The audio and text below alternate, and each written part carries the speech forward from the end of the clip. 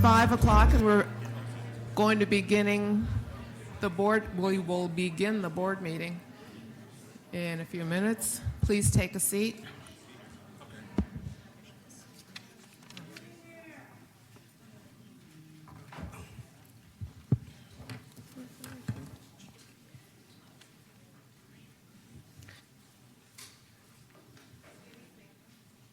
Good evening, everyone.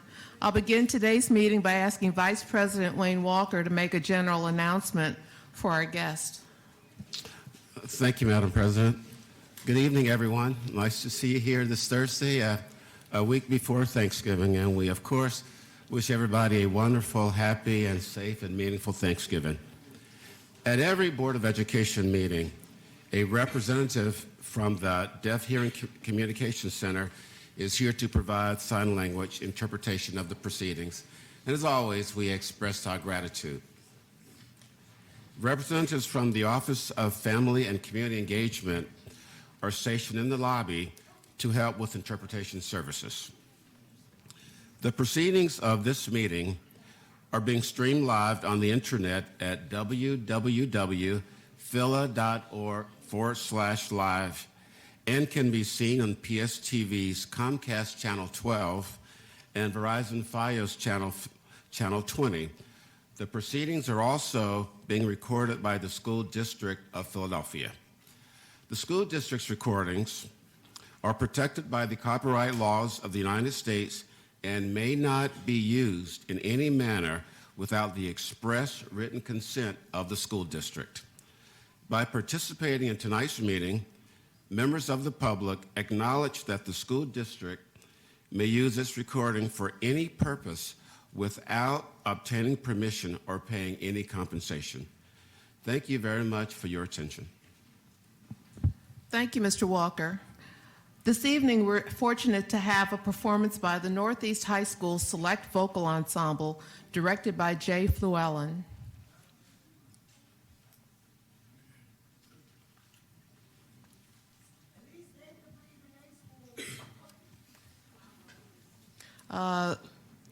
We also have a second choir director, Patricia Betcher.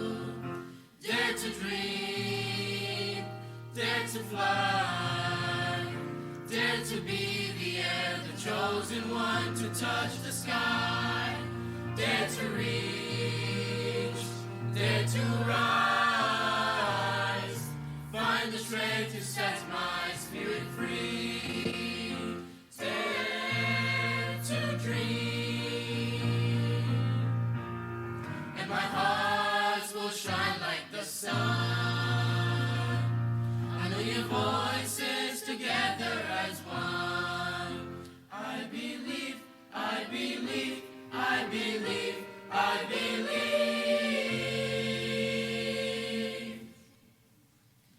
Dare to dream, dare to fly, dare to be the air, the chosen one to touch the sky. Dare to reach, dare to rise, find the strength to set my spirit free. Dare to dream, dare to fly, dare to be the air, the chosen one to touch the sky. Dare to reach, dare to rise, find the strength to set my spirit free. Find the strength to set my spirit free. Find the strength to do what I believe. I believe. Dare to dream. Dare to dream. Dare to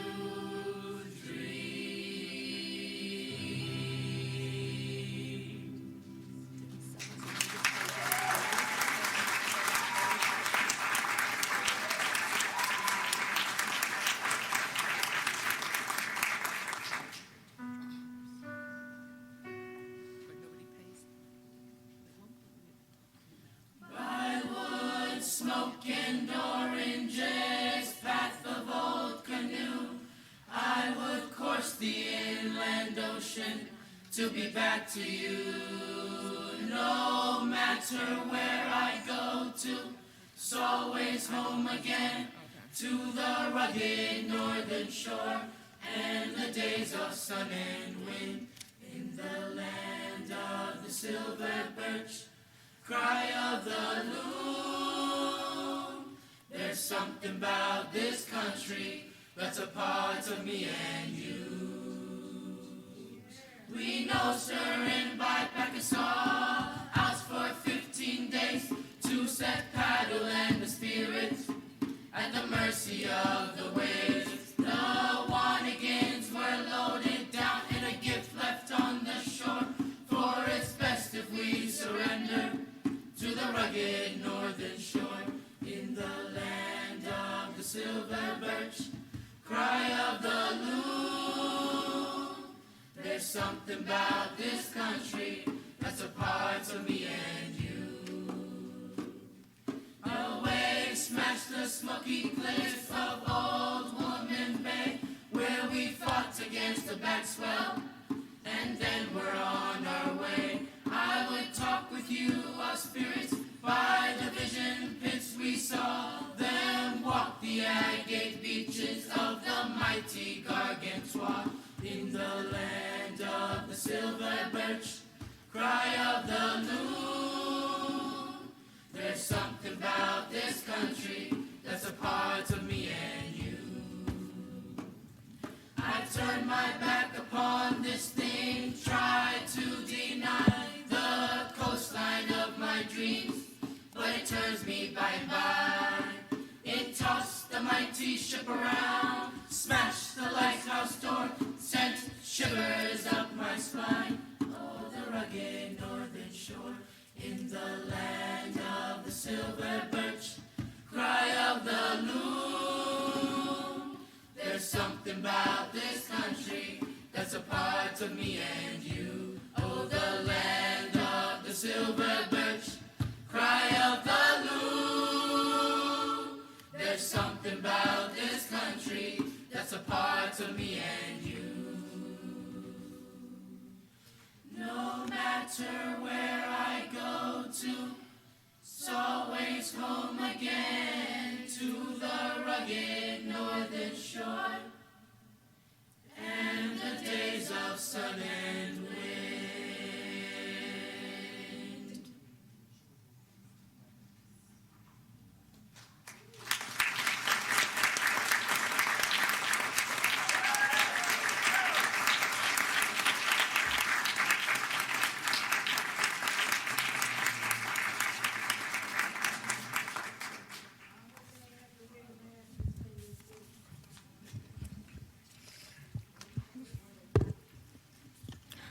Thank you so much for a wonderful presentation. Can we have another round of applause for the students from Northeast High?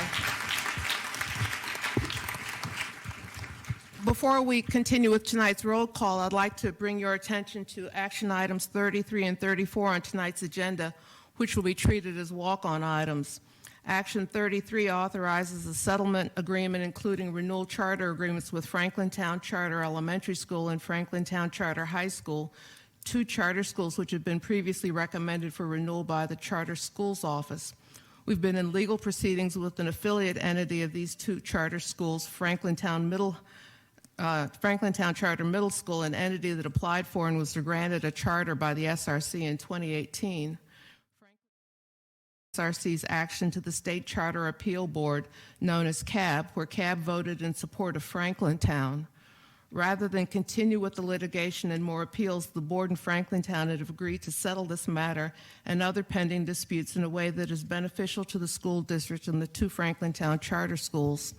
Under this settlement agreement, rather than Franklintown opening a new 450-seat middle school, Franklintown Charter Elementary School and Franklintown Charter High School have agreed to sign renewal charters, which included a total expansion of only 180 seats between Franklintown Elementary School and Franklintown High School.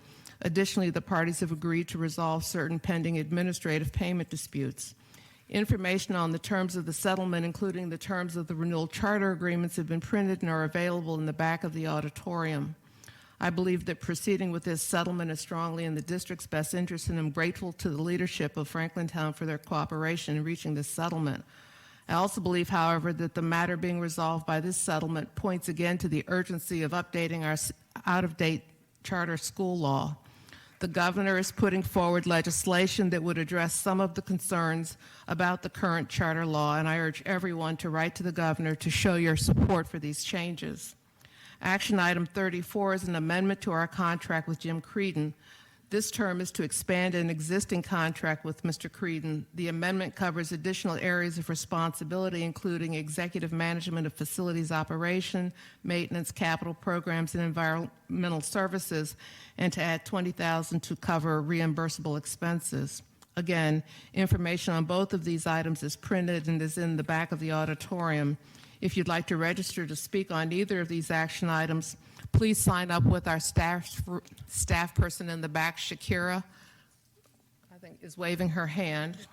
She will sign you up to speak. We will allow up to 4 speakers to address the board on each of these topics. We'll now begin tonight's business with roll call. Ms. Rout, please make an announcement about the board's executive session and then call the roll. Thank you, Madam President.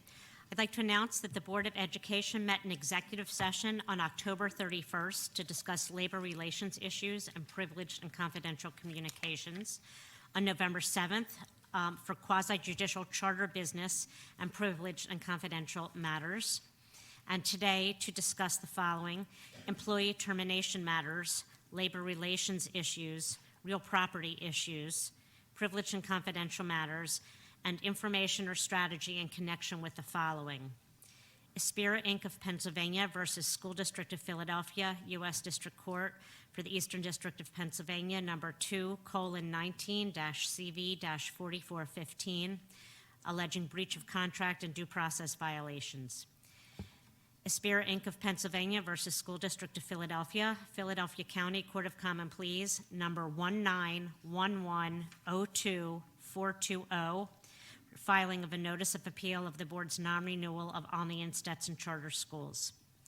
Weibel versus School District of Philadelphia, Pennsylvania Commonwealth Court, number 1392, CD 2018, settlement of a case alleging violation of the Pennsylvania Human Relations Act. In the matter of appointment of the receiver for the Chester Upland School District, Delaware County Court of Common Pleas, number CV-12-9781, regarding a charter entity's petition to intervene in receivership proceedings. In re application for Franklintown Charter Middle School, CAB docket number 2018-02, involving an appeal of the board's grant of a charter. Administrative proceedings before the Pennsylvania Department of Education titled School District of Philadelphia versus Franklintown Charter Elementary School and School District of Philadelphia versus Franklintown Charter High School concerning tuition subsidies and withholding at the following docket numbers: BBFM-00 2017-10. The next is 06-2018-40. Next is 12-2018-04. Next, 06-2018-39. Next, 03-2018-11. Then 02-2018-09. And 01-2018-14. 00-2017-09. And finally, 06-2019-26. And a claim by Leah DeRusso alleging asbestos exposure while working as a district teacher caused asbestos-related disease. Now for the roll call. Ms. Danzy? Present. Thank you. Ms. Zahaya Hinton is absent. Ms. Fix Lopez? Present. Mr. Huang? Present. Dr. McColgan? Present. Dr. McGinley? Present. Dr. McIver? Present. Vice President Walker? Present. President Wilkerson? Present. Superintendent Height? Present. Ms. Ibrahim? Present. And Mr. Williams? Present. Thank you. Thank you, Ms. Rauch. Board members, it's now time to approve the minutes of the meeting of October 17th. May I have a motion? So moved. Is there a second? Second. All in favor, please say aye. Aye. All of those opposed? Thank you. The minutes are adopted. Now we're going to have opening remarks from our superintendent, Dr. Height. Thank you, Madam President. Good afternoon, everyone. Madam President, I want to begin by addressing some of the concerns being raised about the environmental conditions in our schools. I know that you and I attended the biennial meeting with the board, city council, and the mayor yesterday. And at that meeting, we were candid as a district about where we've made progress, the challenges we are facing, and what we can and will do differently, and where we need help. We also unveiled a new environmental safety improvement plan this week with 12 initial actions we will take to enhance our work. I'll talk a little bit more about that plan in a bit. If you follow the slides, it's no secret that our buildings are, on average, 70 years old, and that many of them are in dire need of repairs. Repairs we cannot fully complete because we lack sufficient funding to do so. However, since 2014, we've been making steady progress to improve conditions of our facilities. Some of this work includes a $400 million investment to renovate classrooms and modernize our buildings, completing several major renovation projects, spending $23 million to complete asbestos-related projects in schools, and fully stabilizing lead paint in 32 elementary schools and adding 112 new cleaning positions and implementing more rigorous cleaning standards. But we know this is not enough. And I will also add that it's these types of projects that keep us from having the types of serious environmental issues that we have. So these investments are extremely important to prevent these types of things moving forward. However, we have to do a lot more of these types of investments. So one of the ways that we will be improving service is by dividing our operations department into two areas, allowing for more focused leadership in each area. Danielle Floyd has resumed leadership of general operations, which consists of food services, transportation, procurement, and the critically important Comprehensive School Plan and Review, or CSPR, process.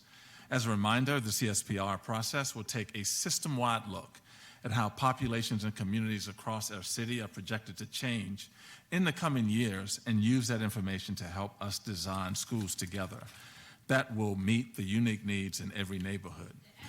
Jim Creedon is now overseeing facilities management and capital projects, which is comprised of facilities operations, maintenance, capital projects, and environmental services. While this is an interim change as we partner with industry experts to take a deeper look at how we can provide operations supports to schools, we do feel that this change will help us right now as we build capacity to increase responsiveness in schools. As I mentioned a few minutes ago, we also unveiled what we call our new environmental safety improvement plan this week. Standing side by side with you, Madam President, Senator Hughes, council members Cindy Bass and Helen Gim, there are three main goals of the plan. The first group, or the first set of goals, are to better identify concerns and then increase the level of our responsiveness to address the known asbestos issues in schools. More proactively and effectively manage environmental safety and capital projects. And the third is to have and deliver better communications with and educate and empower our staff and community about asbestos and environmental concerns in our schools. There are 12 initial actions we will be taking to accelerate our work to improve environmental conditions in schools. Some of these are already underway. Our facility area coordinators, or FACs, are partnering with principals to conduct an inspection of every school to identify any potential environmental concerns that may have arisen since the last round of inspections earlier this year. We expect that work to be completed by December 20th. We have already retained an environmental consultant to review all of our current construction projects and ensure any needed environmental work is also included as a part of that.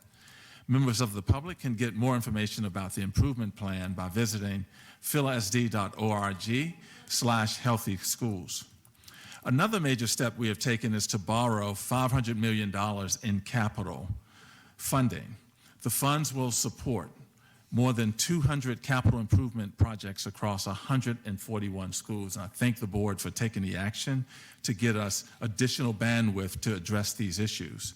The construction of 3 new school buildings, 2 are replacement buildings, Cassidy and T.M. Pierce, and a new K-8 on Ryan Avenue, and the hiring of a new program management firm to provide project management, design, construction, and communication supports for these capital projects. A portion of the funds will also support asbestos remediation and rapid response services for these projects. We know our facility challenges cannot be quickly or easily solved, and we cannot solve them alone. That's why we're asking for the support of the board and the city to help us in this work as we navigate challenges and to work to do and be better. There's nothing more important than the health and safety of our students and staff, and while we know there have been missteps along the way, we're committed to getting this right on behalf of all of the individuals in our schools. Also want to provide some updates this evening around the Pratt Early Learning Center in the T.M. Pierce School. As of yesterday, Pratt is now closed through June. Classes are being relocated to Duckery and Gideon Elementary Schools, which will occur in the next week to 10 days. Parents that needed immediate child care were given immediate placements on Tuesday at nearby pre-K centers where there were vacancies. There will be some required painting and repairs that are being done at Duckery in 3 classrooms and 3 classrooms at Gideon, and these will be the classrooms identified for relocation. Parents are being called to work and are being called today to advise them which classes are opening at Gideon beginning Tuesday, November 26th, and which are at Duckery beginning Monday, December 2nd. And that all depends on the repairs. Parents are also being asked for their preference, and parents who have already enrolled at another pre-K can stay at that pre-K or enroll in one of those 2 sites. In addition, we're proposing T.M. Pierce faculty and students will relocate to the former Eastern University Academy Charter School at 3300 Henry Avenue. They will begin on Wednesday, November 27th, and Monday, December 2nd, will be teacher work days at the T.M. Pierce School.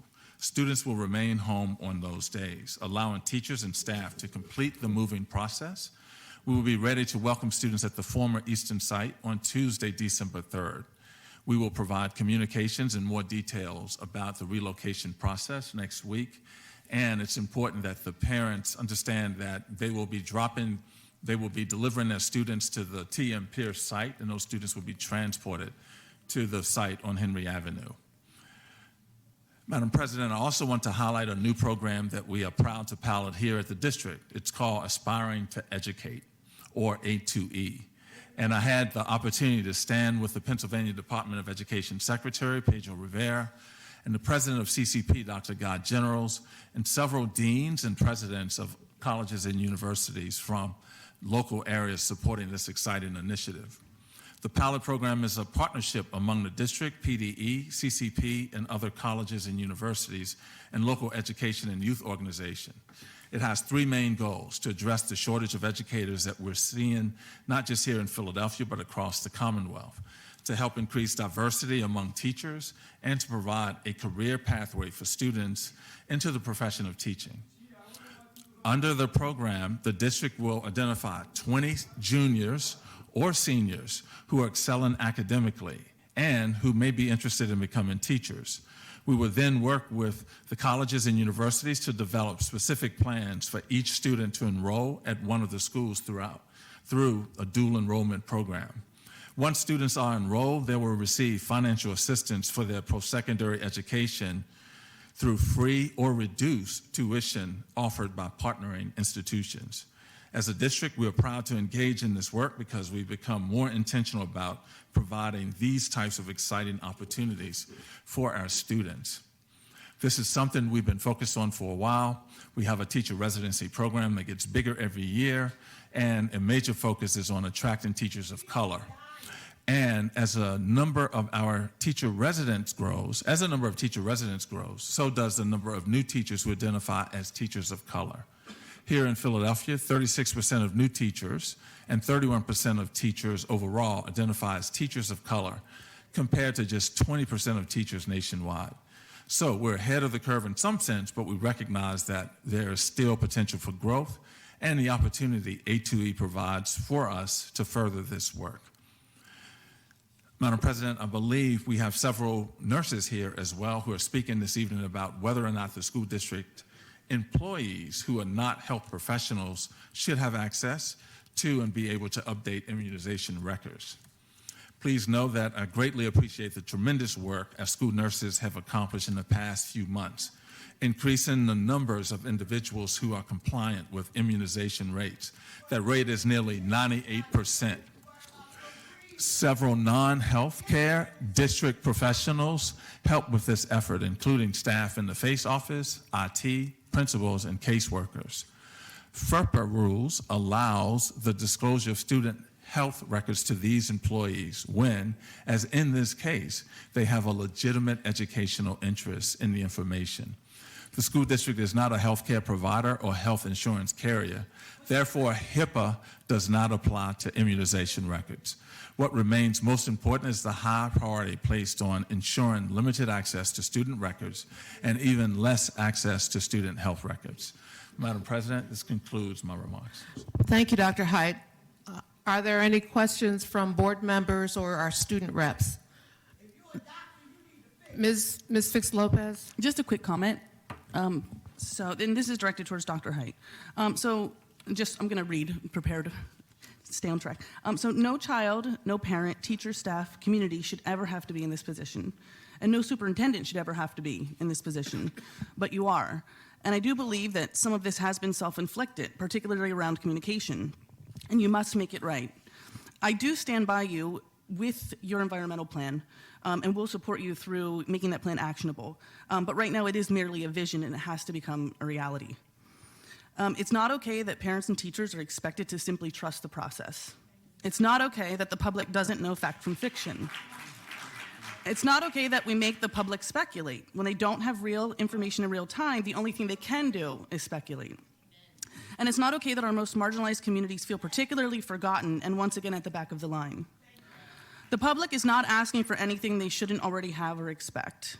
They want communication. This doesn't mean pieces of the puzzle, it means the entire puzzle. And they need it in a comprehensive format, not just school communities, but the Philadelphia community at large. They also want a process that prioritizes the most impacted schools, not just running after those with the loudest voices. We know oftentimes the communities that have the greatest need have their voices silenced the most. I do believe that you have heard the public and the board. We have spoken candidly on the mistakes that have been made. The Inspector General is currently investigating what went wrong, and I look forward to the report. There must be accountability. Over the next few weeks, the plan must become a reality. There's no wiggle room, no opportunity for any more mistakes. If the plan has adjustments or changes that happen, and I'm sure it will, The community at large has the right to know immediately from you with complete information. As I said, I stand by you and support this plan. I absolutely believe you wholeheartedly want what the community wants. It's time for action. But as you can only imagine, each step will be closely monitored as you are ultimately responsible for its success. Thank you. Are there any other comments from board members?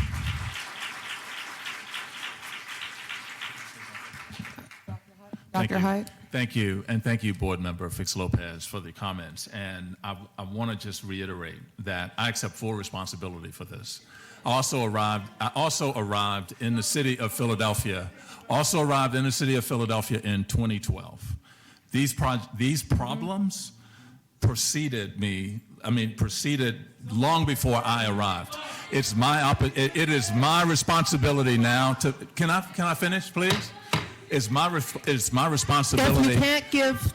It's my responsibility to fix this problem that started long before I got here, but it is all of our responsibility to advocate for what young people need, both here in the city and in Harrisburg. You just can't come and yell at a meeting. We also need you advocating on behalf of young people. So, thank you. Yeah. Thank you, Dr. Height. And just absolutely, and I completely respect that and absolutely know that, and again, stand by you with the plan. Thank you. Committee co-chairs, please provide a brief report on relevant items and action items discussed at your meeting. Additionally, Ms. Ibrahim, please be prepared to provide your updates. With that, we'll start with the Finance and Facilities Committee. Mr. Wong, please share your committee report. Thank you, President Wilkerson. On behalf of myself and co-chair Ms. Ahea Hinton, pleased to present the report for Finance and Facilities. We met on November 14th.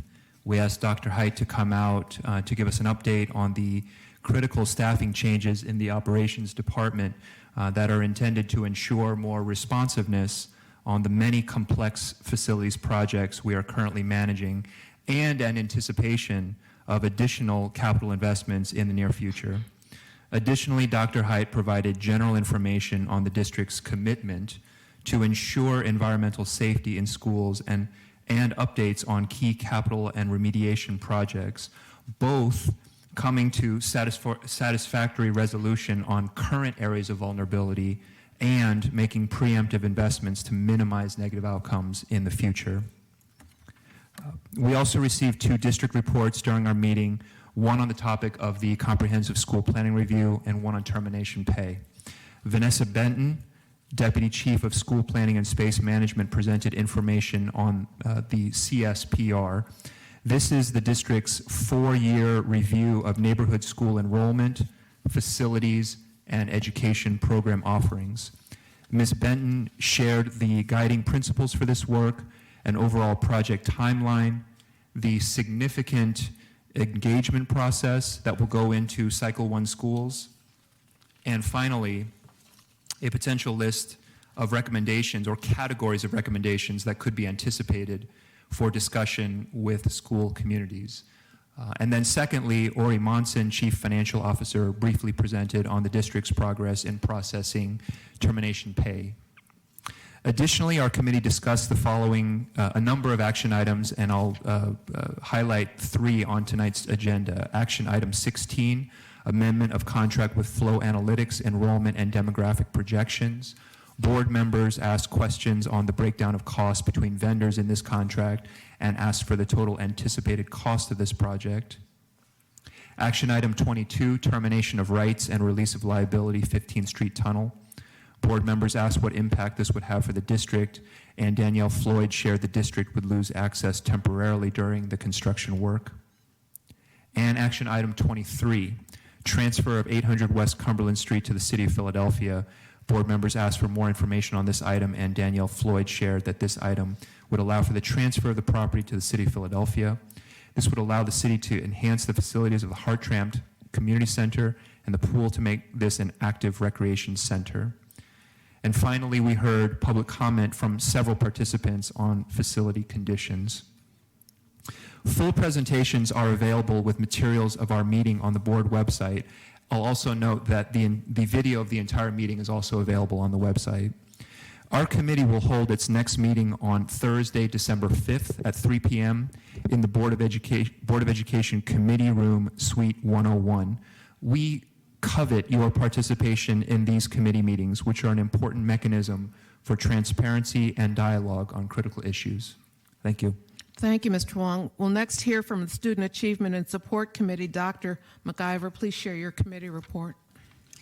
Thank you, President Wilkerson. Our committee met on November 14th and received information on the implementation of the comprehensive plan, charter school office updates, and discussed several action items on tonight's agenda. Dr. Savoy Brooks, Chief of Academic Support, outlined the focus areas within the implementation of the comprehensive plan. Board members asked questions on the district's efforts that classrooms are staffed with highly qualified teachers. The Charter School Office presented a recommendation of charter renewal for Boys Latin, a Philadelphia charter school, and shared information on the new charter application process. Board members asked questions on the recommendation for charter renewal for Boys Latin, including whether conditions set in 2016-17 have been met, and if approved, when will the school be presented for renewal next? At this time, I'd like to ask Christina Grant, Chief of Charter Schools, to come forward and present information on this recommendation, which is action item 32, Boys Latin, a Philadelphia charter school application for charter renewal. Good evening, Christina Grant, Chief of the Charter Schools Office. As requested, we wanted to give the board and the public a continued update on our recommendation for the 5-year renewal for Boys Latin Charter School of Philadelphia. This school was a part of the 2016-17 renewal cohort, and at that time, there were 5 conditions set with respect to the recommendation to the SRC during that renewal recommendation. The 5 conditions have been set, but it's important to note 2 things. The current charter school performance framework annually monitors conditions that in 2016 we would have set as a condition. We currently produce annual charter evaluations that would call out things that occurred during a school's charter term. I want to quickly review the 5 conditions that were set at that time, just so that we affirm that for the board and the public, but then also acknowledge that those conditions have been met, which is why, as of this recommendation, there are no conditions attached to the school. The first condition was regarding the submission of the school's comprehensive performance improvement plan, which really called out Keystone Growth Performance, that they both submitted the plan and they have grown in their Keystone performance. At this time, the school is currently approaching the standard at the high school level. The second term was with respect to the submission of the school code of conduct. Again, that document has been submitted. The third was with respect to ensuring, that the charter school complied with all admissions criteria. The school now participates in the Apply Philly Charter. It's a step that many schools took to ensure that there was one universal application process for students interested in attending the school.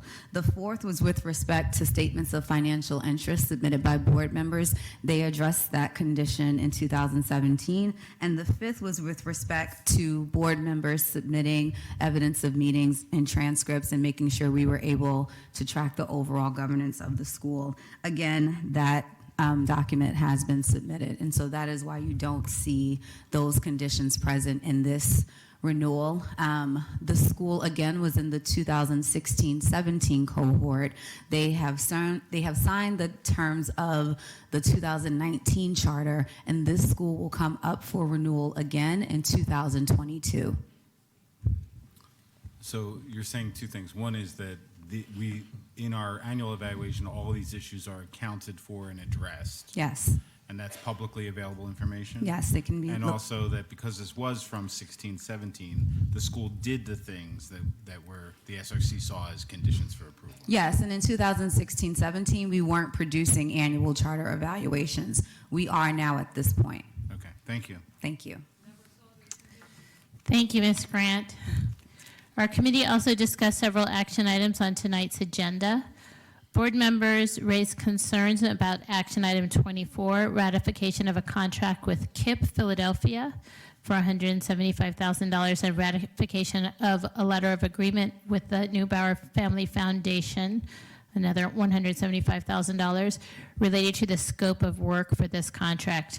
Given the depth of questions from board members, our committee recommended that this action item not move forward for a vote from the full board this evening or be amended. Since our committee meeting, the action item has been amended to be a one-year contract. Dr. Height, could you speak to this action item? Yes. This initiative is for 1 year, not for 4 years as initially proposed. It's Ben Franklin is the only school for now that will implement the initiative. At the end of the year, we will assess the program against the expected results and determine whether or not and how to move forward. The Neubauer Family Foundation has agreed to fund the initiative at Ben Franklin for this year. And like me, think and have confidence that the initiative will show positive results for the Ben Franklin students. After the first year, we will return to the board with next steps, including if in fact we continue, how do we continue, and hopefully what would be the continued contribution of the Neubauer Family Foundation to support the work. So it's for 1 year, not 4, and it is supported now it's in total by the Neubauer Family Foundation for this year only at one school, Ben Franklin. Thank you. Additionally, staff provided information on 3 action items being considered on tonight's agenda. These items were action item 25, contract with Highest Pennsylvania, extended learning and support services for immigrant and refugee students. Board members spoke highly of the services provided by Highest Pennsylvania. However, they raised concerns about the schools selected to receive those programs since they already have access to other services. Action item 29, contract with Centex International 24 Challenge Math Program. Wait, no, What I is just, that? I, What I is just that, lost Dr. my place. McIver? Board members highlighted the importance of this program, board members, and shared their excitement in bringing these opportunities to more students in Philadelphia. Can I just add that we agreed that we are going to extend that program down to the elementary grades? Committee liaisons also highlighted the following 2 action items. Action item 26, contract with Managed Back Support for International Baccalaureate Programs. Action item 30, contract with Philadelphia Academies, Inc., Career Connected Learning. Finally, we heard public comment from several participants on action items 24 and 32, concerns about low student achievement across district schools and concerns about measuring student outcomes through standardized tests. Full presentations are available with materials of our meeting on the board website. Our committee will hold its next meeting on December 5th at 5 p.m. in the Board Education Committee Room, Suite 101. Thank you, Dr. McIver. Dr. McCulkin, please share your committee report from the Policy Committee. Thank you. Good evening, everyone. Tonight, the board will be considering action item 1, adoption of proposed board policies, which includes draft policies that were reviewed at the September 12th Policy Committee meeting. Our committee also met on November 14th to discuss the following policies: 004, board norms and organization; 249, bullying and cyberbullying, and this generated a lot of discussion. Committee members asked questions about ways to implement this policy, both with fidelity and consistency across all district schools. Additionally, we received testimony from the Education Law Center related to this draft policy and subsequently received additional written testimony. The committee asked the staff to review these comments and provide further recommendations ahead of the December action meeting. So as a result, after that initial review, the staff recommended that this policy be added to the January 16th Policy Committee agenda for further review rather than move forward for consideration to the full board. 610.1, termination. We also reviewed 610.1, termination of contracts and disqualification, suspension, or debarment of vendors. 611, exception to purchases subject to a competitive process. 612, which is a newly reassigned number, business diversity in the procurement of materials and contracted service. And for this policy, district staff provided an overview of this policy and strategies for implementation as it is a new board policy. We reviewed 613, cooperative purchasing; 901, school community relations objectives. For this policy, district staff also presented information on the implementation of this policy across various departments within the district and at the school level. We reviewed 902 publication programs, and we reviewed 903 public participation in SRC meetings. This policy initially was recommended for elimination as Board Policy 005. Board meetings also includes information on public participation at board meetings. Specific information on how to register for meetings and the board's guidelines for participation at each meeting are outlined on the board's website and published when meetings are noticed to the public. However, I'll be asking that this policy be moved to our January agenda for the policy committee so that policy 005 can be further clarified with the information that we will be eliminating should we eliminate policy 903. All of these policies, with the exception of policy 249, bullying, cyberbullying, and the elimination of policy 903, so all of the policies that were discussed at the November policy committee, except those two, will be on the agenda for public review at the December action meeting and considered for a vote at the January action meeting. Once again, policy 249, bullying and cyberbullying, and policy 005 meetings, and the elimination of policy 903 will be added to the January 16th policy committee agenda. Again, our next meeting will be held January 16th, 2020, believe it or not, at 1 p.m. in the board committee room. Thank you very much. Just want to highlight one additional item. I believe that 610.1, which was termination of contracts and disqualifications, had some matters that needed to be clarified. It referenced other policies that referenced, again, and we wanted to make sure that those issues were consistent. And so don't want to hold up the policy, just if we need to check some of the references between policies, that we get those right. And I believe that there was public comment on that, and so we'll be working with Ms. Haver, I believe. Yes, and we wanted to make sure that all of the policies as we go forward are cross-referenced appropriately so that we know where to find related information. So, yes, I agree. Thank you. Our next committee report will be from Partnerships and Community Engagement. Ms. Fix Lopez, please share your committee report. Thank you. On November 7th, the board met with members of our Parent and Community Advisory Council for our quarterly check-in. During this meeting, we heard from members of the Advisory Council about the feedback they have been collecting in their communities. Some of the feedback we heard included parent concerns about lack of resources and high teacher turnover at their child's school, facilities concerns, feedback from the Olney Stetson communities on school transition, and ideas for the most effective ways to communicate with parents and communities. Each month, we hear a report from one member of our Parent and Community Advisory Council on feedback they have collected from community members. This month, we will hear from Ginny McGill. Ginny is a parent in West Philadelphia who is an advocate for students in her school community as well as throughout the city. Ginny's voice as a parent and community member has been essential to our work, the work of our advisory council. So we ask that Ginny come forward now to give her remarks.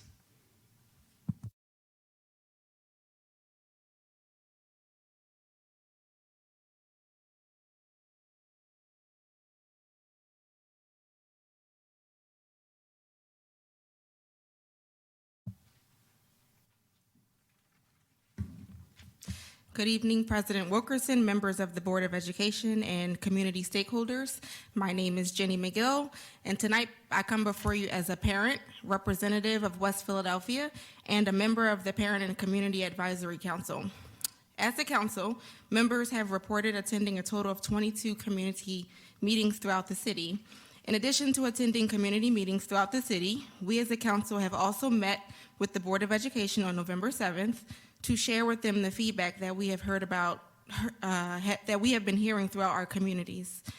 Feedback discussed at these meetings include the following: parent concerns about the school communities, alumni concerns regarding the future of their schools, school plans for increasing parent engagement, community responses to facilities issues and concerns, students feeling unprepared to advocate for themselves in college once they graduated, and lack of training for families of children with disabilities on their rights and other things such as intervention, supports, and services. Additionally, this month I worked within my community to collect questions and comments regarding the action items on tonight's agenda. The feedback is as stated. Regarding action item number 8, the proposed contract for public consulting group regarding developing online and printed outreach materials and facilitate events geared towards engaging the public with the district's online school profiles. One parent states, "Why doesn't the district create an app?" I'm not saying it will work, but most people do everything from an app on their phone nowadays. What the district should do is start by having the schools update their websites.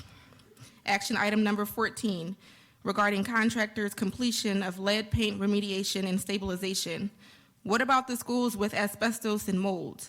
Lead is dangerous in schools, but so are asbestos and mold. Action item number 16, regarding flow analytics. Regarding the comprehensive school planning report, a parent states, "I would love to be able to attend these meetings. Is there a possibility that there will be childcare and or homework help? Even if I am available for these community meetings, they are often at a challenging time, which includes dinner and homework. If those two things are covered, I'm there." And action item number 32, renewal of the Boys Latin Charter School. A parent states, "Honestly, this school is the only thing that has helped keep my son out of trouble. He graduated and is doing well in college. I'm glad this school will be around for a little while longer at least." This concludes my report, and I would like to thank you for the opportunity to speak before you all today. Thank you.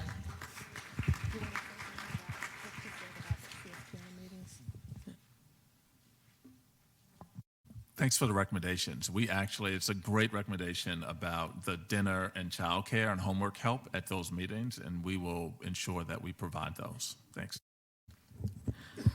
Thank you, Ms. McGill.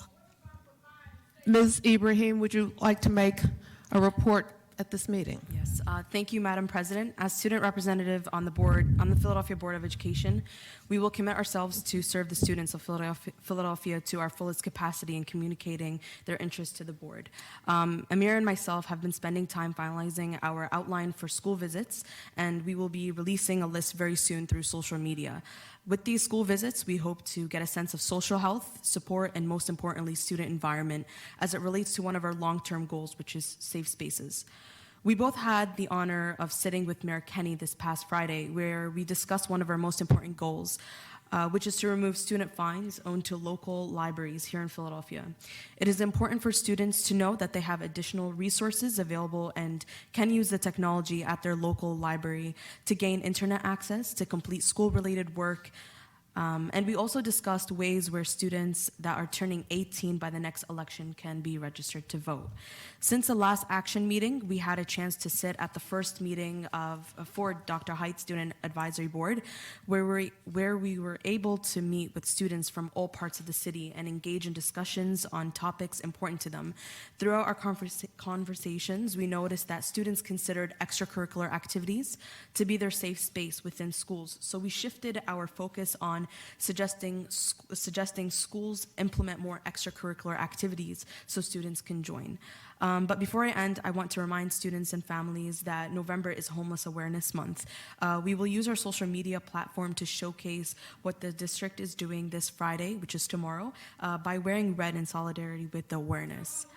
Please don't hesitate to contact Amir and myself by following us on Instagram and Twitter at PHL Student Rep. You can email us at studentboardrep@philasc.org. Thank you so much.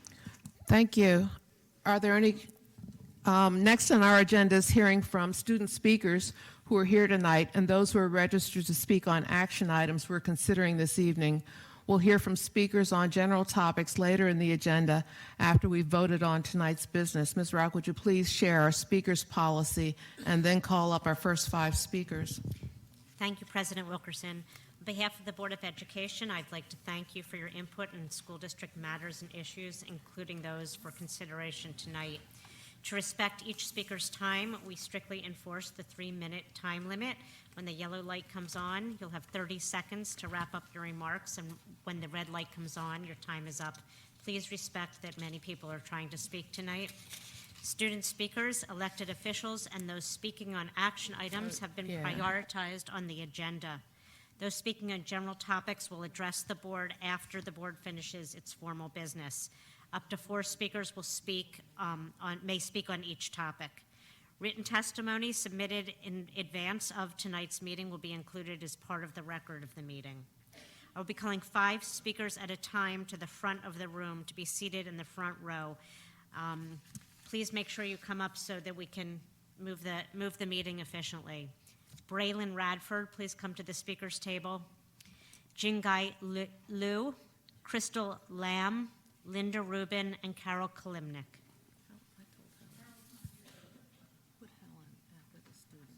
Okay.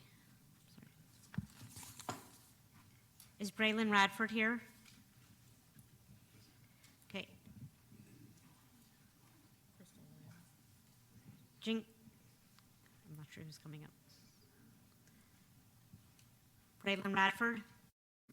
Jingai Liu? Okay, please come to the table. And after Crystal Lamb, I understand Councilwoman Kim is here and is going to speak after Crystal Lamb. Thank you.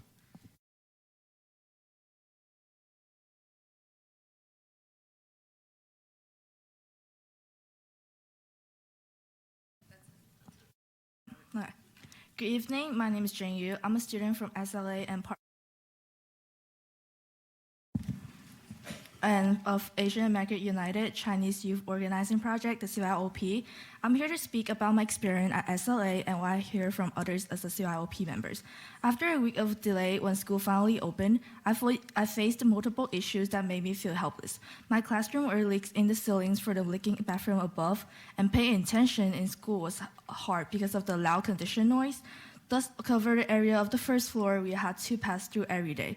I remember for a week straight, students coughed a lot from the exposure. It took a month before we finally told that our school was shut down because of asbestos and health issues. I thought of how many students have been coughing and what we must have to breathe in. SLA students deal with this for a month, but I learned that Ben Franklin students have been dealing with this over a year. This is unacceptable. The school and school district sent all information about this issue through emails. I had never received a letter home. My families never received any translated notice. My parents do not use emails, and they do not read English. Is it my job to tell my parents? I don't know how to explain asbestos. It's easier to just not tell them what's going on. They learn about these issues much later when it's become public through Chinese social medias. Why doesn't the school district do more to reach out to all families as soon as they know that there's a problem with the school that can harm students? I'm not alone in my experience. Over the summer, as part of the CYOP summer program, I was part of a team that interviewed over 400 Philadelphia public school students about school conditions. From our interview, 80% reported that their school have facilities that need repair. 78% of students reported a shortage of teaching materials. 47 of those who we interviewed said that, like me, they have been asked to act as interpreter in their school. And 65% reported that dealing with stress, and yet only 30% reported that having mental health counselors. I have a copy of the reports here to share. After listening to those issues repeated again and again, we research about school fundings and learn about the property tax and how much money we have lost because of the 10-year tax abatements. We come up with a list of recommendations for the district and the city, 3 of which I would like to share here today. First, the school district must communicate directly with all families in their primary language and hold community meetings with language supports as soon as any threat to student safety come up. Second, fix all school facilities that are dangerous to students' health. And lastly, take a stand to end the 10-year tax abatement. You all can put pressure on the city council and end their abatement to bring money to our school. We deserve it. Thank you.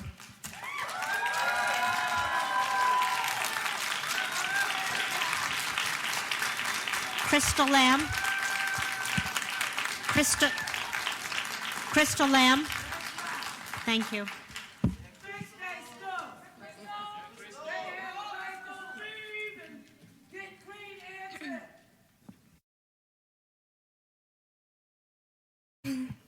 Good evening, my name is Crystal. I'm a high school student at Carver HSES, and I'm here today to talk about the conditions of public schools in Philly. Carver is a school that's pretty well off compared to many other schools, but through all my years of going to public schools from K to 8, the conditions of my schools weren't always this great. I noticed how bad elementaries and middle schools were. There wouldn't even be any hand soap, toilet paper, and only one toilet in the bathroom would work. I remember how in elementary school, the paint on the walls would peel off and the hallways would smell like paint. It's pretty concerning to have students exposed to these type of toxic conditions from a very young age, especially since younger children have weaker immune systems and they're still developing.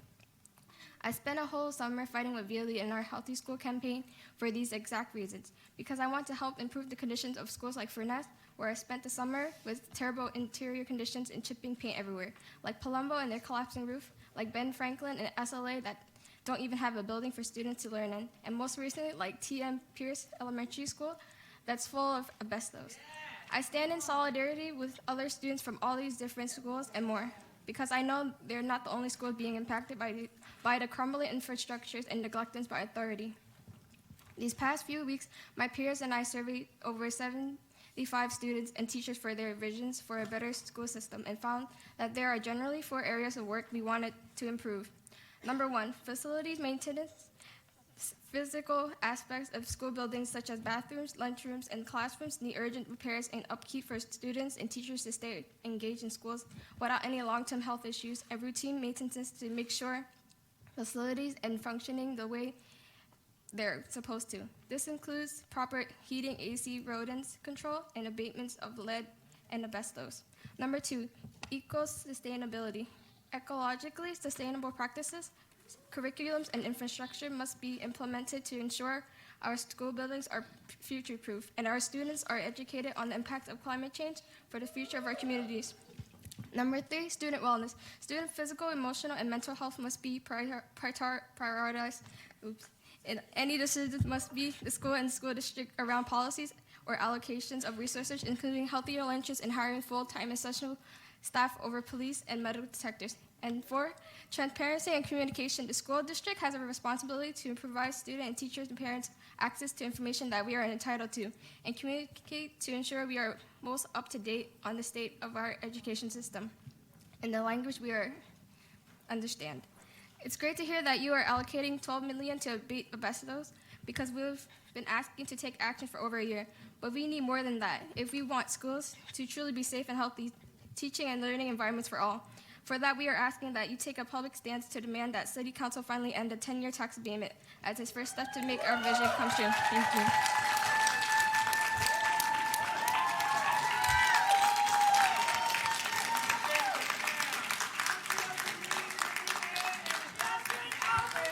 Councilwoman Kim.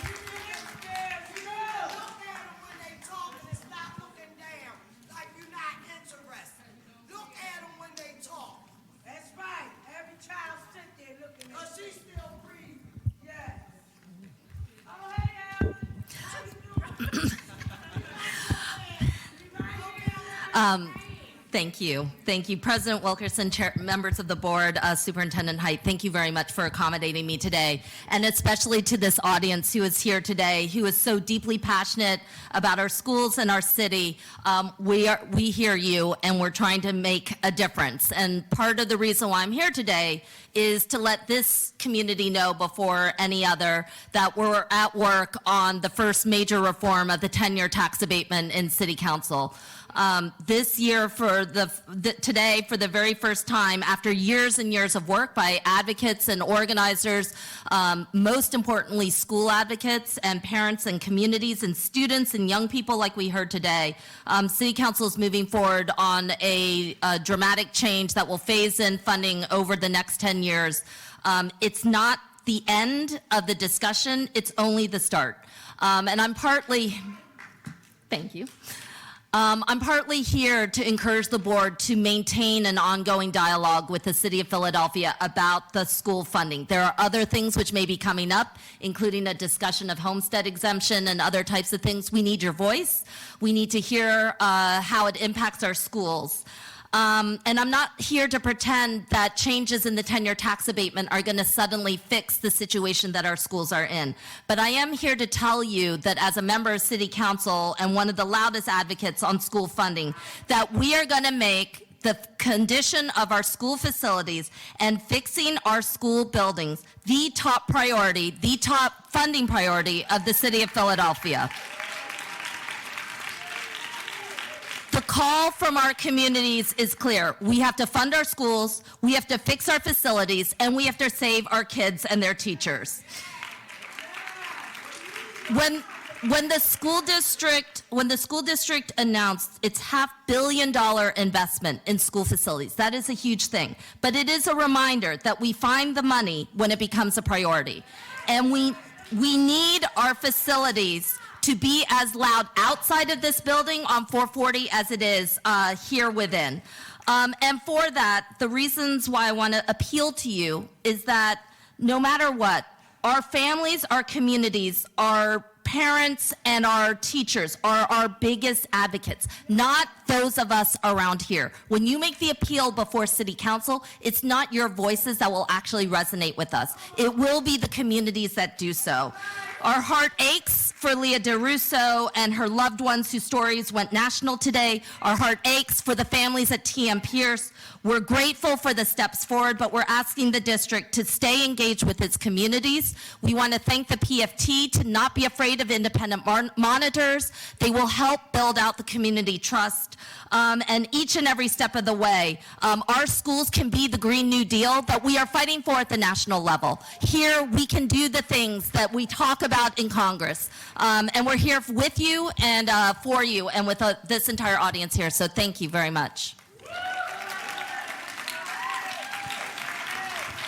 Thank you. Linda Rubin. Linda Rubin. Oh, did you? And I'm going to call the next group of speakers to please come to the front. Lisa Haver, Sherry Michaud, Diane Payne, Heather Marcus, and Dawn Kaufman. You can start. Thank you. Good evening. I'm concerned with the growing trend of outsourcing programs to private companies and accepting grants to fund the hiring of their personnel to infuse their ideology and practices into our internal structures. To start, I refer you to the August 2019 Eyes on the Board of Education written by APS co-founder Carol Kalimnik about the breadth of outsourcing in our district. The Broad Foundation, Koch Foundation, Walton Foundation, etc., are moving to control public education across the country, making it, well, non-public run. Cities throughout the country are discovering the perils of such turnovers with increasing academic failures and misuse of public money. The Broad Foundation started its influence over public ed in Philadelphia by unleashing Dr. Arlene Ackerman, who upended several school districts before her tumultuous tenure here in Philadelphia. Boys Latin Charter School, which you are considering for renewal tonight, was founded with money from the wife of Jeffrey Yaz, a founder of the hedge fund Susquehanna Group and board member of the Cato Institute, known for working to shape policy to align with conservative and libertarian values benefiting the wealthy at the expense of services to regular people. I'm speaking against Action Item 7 for Attuned Education Partners to serve as an external design partner for refining our PK to 3 literacy framework and to continue to assist in updating our current plan. Attuned Partners is run and staffed by those versed in KIPP strategic planning, methods that earn them Broad Prizes, and whose backgrounds come from TFA, Relay graduates, and instructors with their dubious credentials. Item 7 is designed for them to continue to influence our action plan and framework. With the item states that the need is because we don't have the internal resources with the required expertise and capacity. And again, I ask, why not? Isn't this the purpose of a board-run, publicly run school district? As a counselor, I'm especially offended by item 24, the Kip Neubauer Foundation plan to insinuate themselves into our high school and counseling program. We need more counselors, not a Kip Neubauer entree into the running of our district. Of note is the Student Achievement Committee members were belatedly presented with a different, more expansive version of the plan right before their recommendation vote, which provided for additional financial input by the district at Neubauer's Foundation insistence.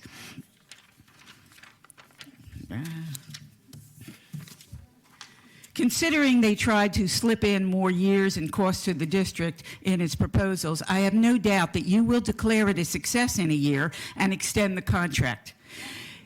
Bringing KIPP and Neubauer in, as you have Broad Foundation, you've allowed Broad Foundation to pay for Broad residencies, also known as jobs. Thank you.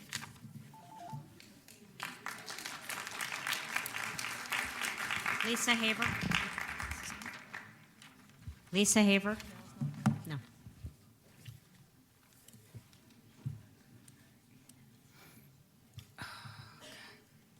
Good evening. Here we are again at 440 North Broad Street, where accountability and responsibility go to die. You can operate a charter such as Boys Latin, which fails to meet any of the 3 major categories, where your SPR rating for 3 consecutive years is in single digits, where you are cited for consistent barriers to enrollment and failure to provide due process to students, where you can just refuse to sign your renewal because you don't want to, because you don't want to be told to clean up your act, where conditions disappear after private negotiations with district officials, and then your charter will be renewed anyway. And the public will know nothing about the terms of that renewal until after the vote, even though this building is in America. I asked at the committee meeting for one board member to explain why they would renew a charter that meets those standards, and I got no answer. There's no accountability and no transparency. The founder of Boys Latin, as Linda just pointed out, are well connected both politically and financially. As I said last time, when the board creates a vacuum of information, people will come to their own conclusions. You can be in charge of the office that has overseen this construction debacle that our students just spoke about. The biggest snafu to hit the district in years, not just the construction practices that put students and teachers' health at risk, but the lying, whether outright or by omission, to parents and community, which is well documented in the October 18th Inquirer article. The same person who oversees the facilities, including Pierce and Nebinger and Randolph, will that person be held responsible? No. But what we did see is going to happen is that 2 people are now going to do the work of 1 person, and we're going to pay that person the same amount, and then we're going to pay the consultant apparently even more. And nobody is responsible for the cost to the district, not just in dollars, but in trust to the community.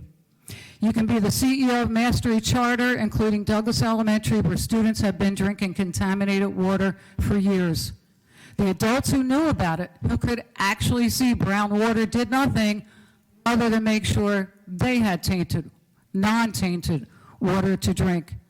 Douglas is a Renaissance charter. Will Mastery's CEO or any officials be held responsible for endangering the health of hundreds of children? Not likely, since this board just renewed a slew of Mastery charters in September, again with no conditions. So yes, some of us are worried about the ability of this board to stand up for the interest of the district against the political interest of new charter investors.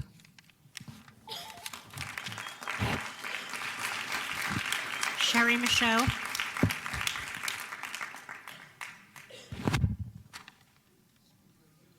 Good evening.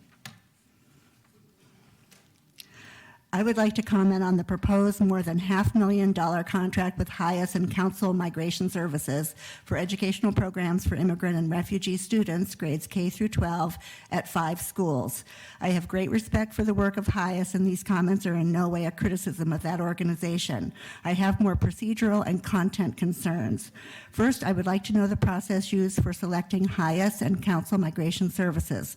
Was there a process for inviting other community organizations serving English learners to apply? I believe not. Second, I wonder what the criteria were for selecting the 5 schools and how data for making the selection were gathered. Clearly, Spruance, Wilson Middle School, Northeast High School, and Furness have large EL populations, as well as Franklin Learning Center, but I wonder if these are the schools with the greatest needs. I also question the expenditure of so much money for such a small number of schools. What will not be funded and what will have to be cut if this contract is approved?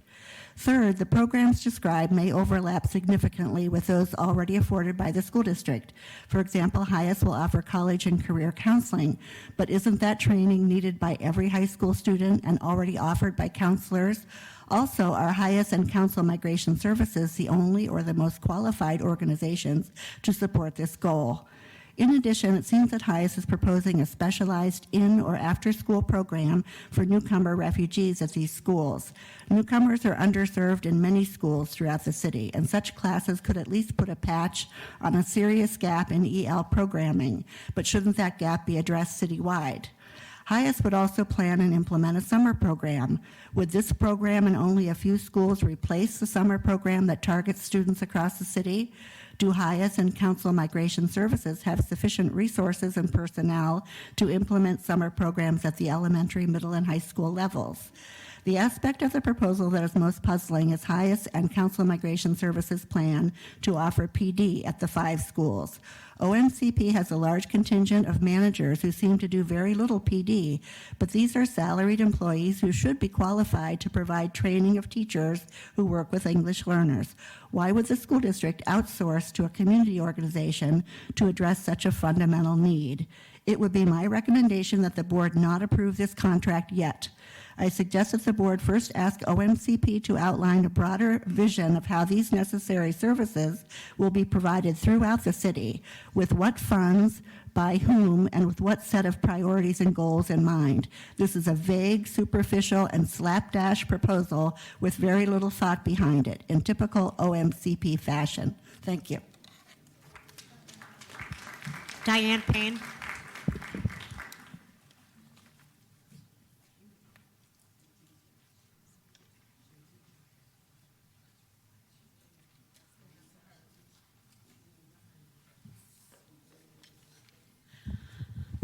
Good evening. The Toxic Schools news cycles are exposing more and more asbestos and lead in our school buildings. In addition, it is exposing once again a breach in trust and honesty. Inquiry reports on Ben Franklin, SLA, and Pierce exposed information which the district possessed but didn't share either publicly or seemingly with the board. Notably, this board has not addressed this discrepancy between information possessed and information shared, nor has any 6-figured salaried administrator been held accountable.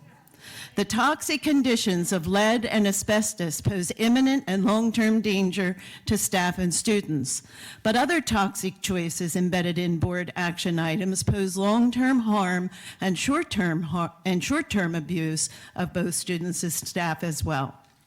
I am referring here to action item 7, the contract with Attuned Education Partners for support in refining the pre-K through 3 literacy framework. Have the members of the board read the bios of the team of Attuned? Are you familiar with the entwined ties the Attuned team has to the corporate education model? Every single team member hails from the reform world of Broad Academy, TFA, Relay Graduate School, Uncommon Schools, and KIPP. For those bios which even mention classroom teaching experience, no number of years are shared. But every single bio is replete with nonprofits, charter schools, and city-hopping administrative positions, which are all hallmarks of those who identify as experts, even though they lack actual classroom experience, pedagogical background, or child development degrees. Attune was founded in 2016, so we are entrusting curriculum help to a 3-year-old company. Pre-K to grade 3 are crucial years for getting developmentally appropriate practices in place.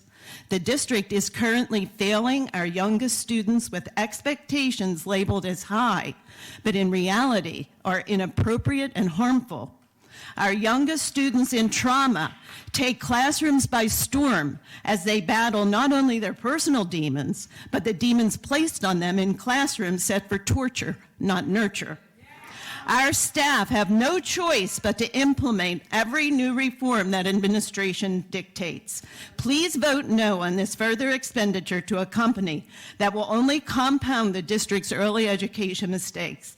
Please explore the links I've included on Crusaders who understand and advocate for our young children.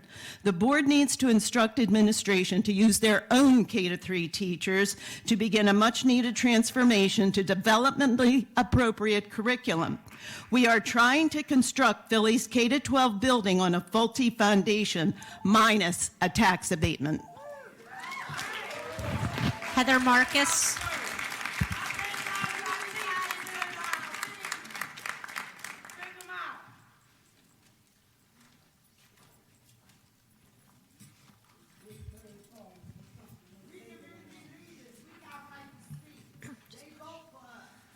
Hello, I'm I'm here to speak about action item 24, the letter of agreement with the Neubauer Foundation, who will contract with KIPP to provide a director of college and career at Ben Franklin High School for the 2019-2020 school year.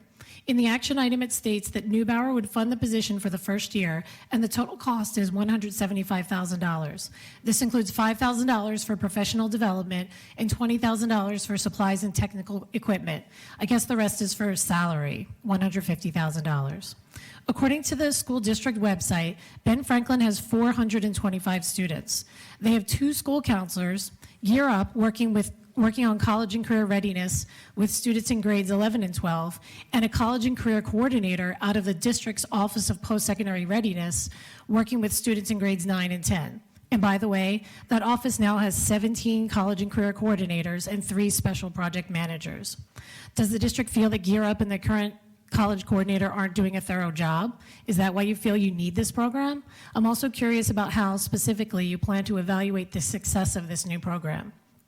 I need to let you know how insulting it is to school counselors to say that we don't possess the knowledge to help our students with the college process. In the action item, it states that they need to create a college-going culture where none exists. Is that how you feel about Ben Franklin High School? Do you understand that our students are dealing with systemic racism, toxic school buildings, intergenerational poverty, trauma, and more, all while trying to graduate and plan for the future? Maybe that's why students are having difficulty focusing on schoolwork and navigating the college process. Counselors don't need more training. We need smaller caseloads so we can address our students' needs. ASCA recommends a ratio of 250 students to 1 counselor. I have 400 students in my caseload, and some elementary school counselors have up to 949 students in their caseloads. Building a college and career awareness should start in elementary school. You need to put more counselors at the elementary, middle, and high school levels if you really want to support our students. It just doesn't seem to me that the district values the work of school counselors. We're not mentioned in the district's action plan. Our direct supervisor at 440, Lori Pastor, left during the summer and hasn't been replaced yet. It's almost like you're intentionally trying to leave the counselors as a rudderless ship. For years, I've begged the district to hire a counselor supervisor who has a degree in school counseling and has worked as a school counselor, so counselors are giving clear direction and are working towards common goals. It hasn't happened yet. But back to action item 24. You're letting a charter school work its way into our public schools. The coordinator already started at Franklin. I guess the district is just expecting a rubber stamp from the school board tonight. I thought the board would investigate action items, vote freely, and be different than the SRC. I wonder if the decision to potentially scale up to other district schools in the future has already been decided too. When will someone finally decide to hire more school counselors to support our students' academic, social, emotional, and post-secondary planning needs?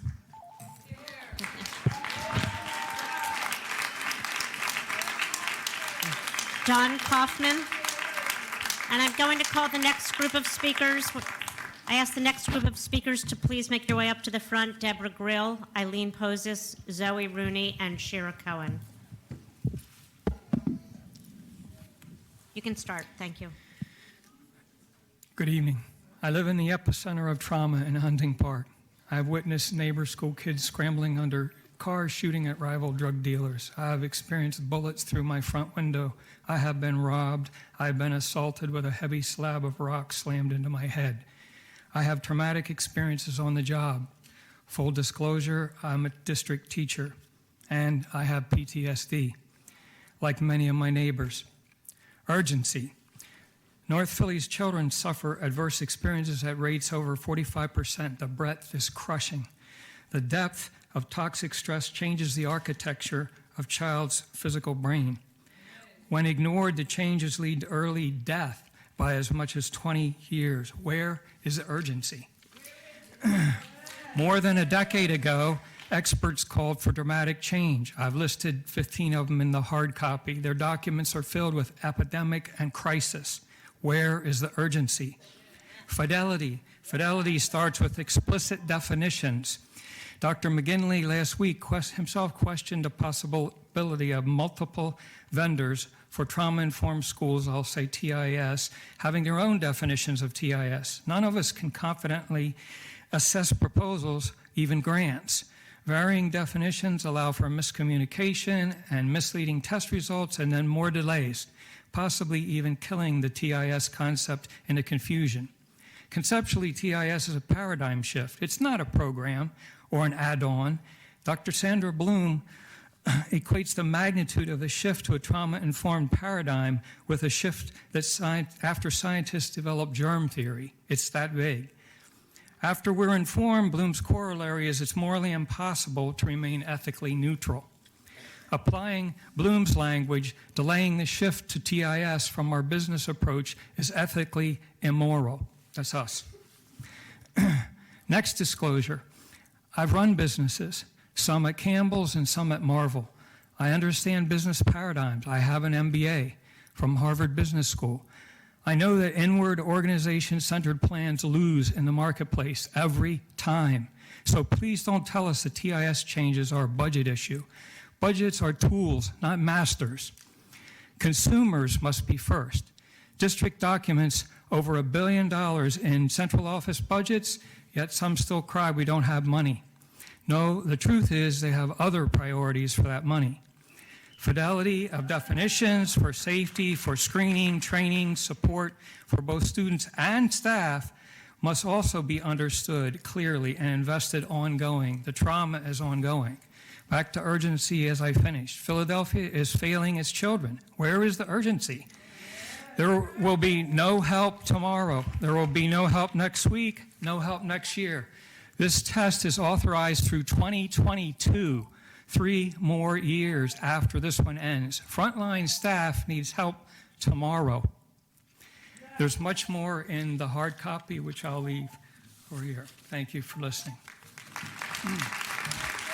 Deborah Grill. Deborah Grill.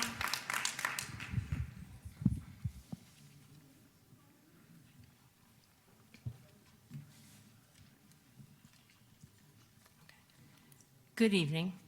I'm here tonight to urge you to vote no on action item 7, the extension of the contract with Attune Partners. Attune appears to be the poster child for corporate ed reform. According to their website, most of Attune's 10 partners have had more than a little experience in charter schools. 3 have had extensive experience in the no excuses charters, Uncommon Schools, and KIPP.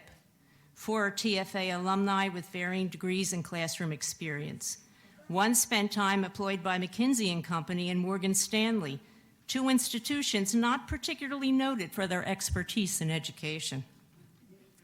1 partner is connected to Relay Graduate School of Education, which is unaccredited in Pennsylvania. 1 is an alumnus of the Broad Academy, which is unaccredited everywhere. 2 have experience in Denver and DC, public school districts that are noted for their embrace of corporate ed practices. 5, including Ms. Smith, who will be working on our action plan, claims to have overseen outstanding gains in proficiency in state assessments in their schools and districts, although Attune Partners' website offers no real data to support those assertions. No footnotes, no links, no real numbers. Lately, the corporate reform agenda has begun to fall out of favor. Denver, the public school district that Ms. Smith worked in, has been held as an example of how well the ed reform portfolio model works. At one point, our mayor, the chair of the SRC, and district staff flew out to Denver to observe their success. However, according to recent school board election results, it appears the people of Denver are no longer feeling the love for this portfolio model. They recently elected 3 board members who oppose the corporate reform agenda, thus flipping the majority's leaning. They finally realized that this model doesn't work to strengthen public education. Attune Partners aside, the district's admission in the item described that it does not have personnel with the required expertise and the available capacity to refine the K-3 framework of the action plan. This is the most disturbing aspect of the contract. Although it's not surprising, since destabilizing the district by gutting its expertise and outsourcing district functions has been the routine since the state takeover. The board needs to abandon this habit and commit to undoing the damage wrought by the SRC and its corporate ed reforms. You need to concentrate on investing district funds to build a stable body of employees with not only the expertise to make long-range educational plans, but also with the familiarity with the district and its students and the determination to stay long enough to see those plans succeed. Thank you. Eileen Poses.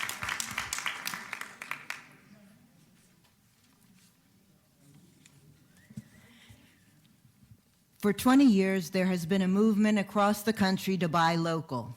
It benefits our environment and the local economy, which should be a crucial consideration for the district as it paves the way for our graduating seniors from high school to their future.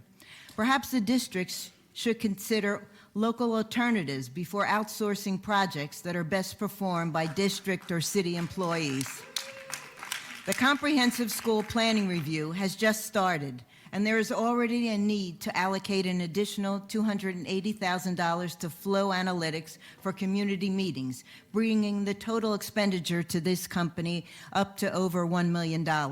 Apparently, Flow was unaware of the importance of community meetings. Why Flow Analytics at all, which is based in California? Philadelphia's city planners, however, are almost exclusively educated at either Penn or Temple universities.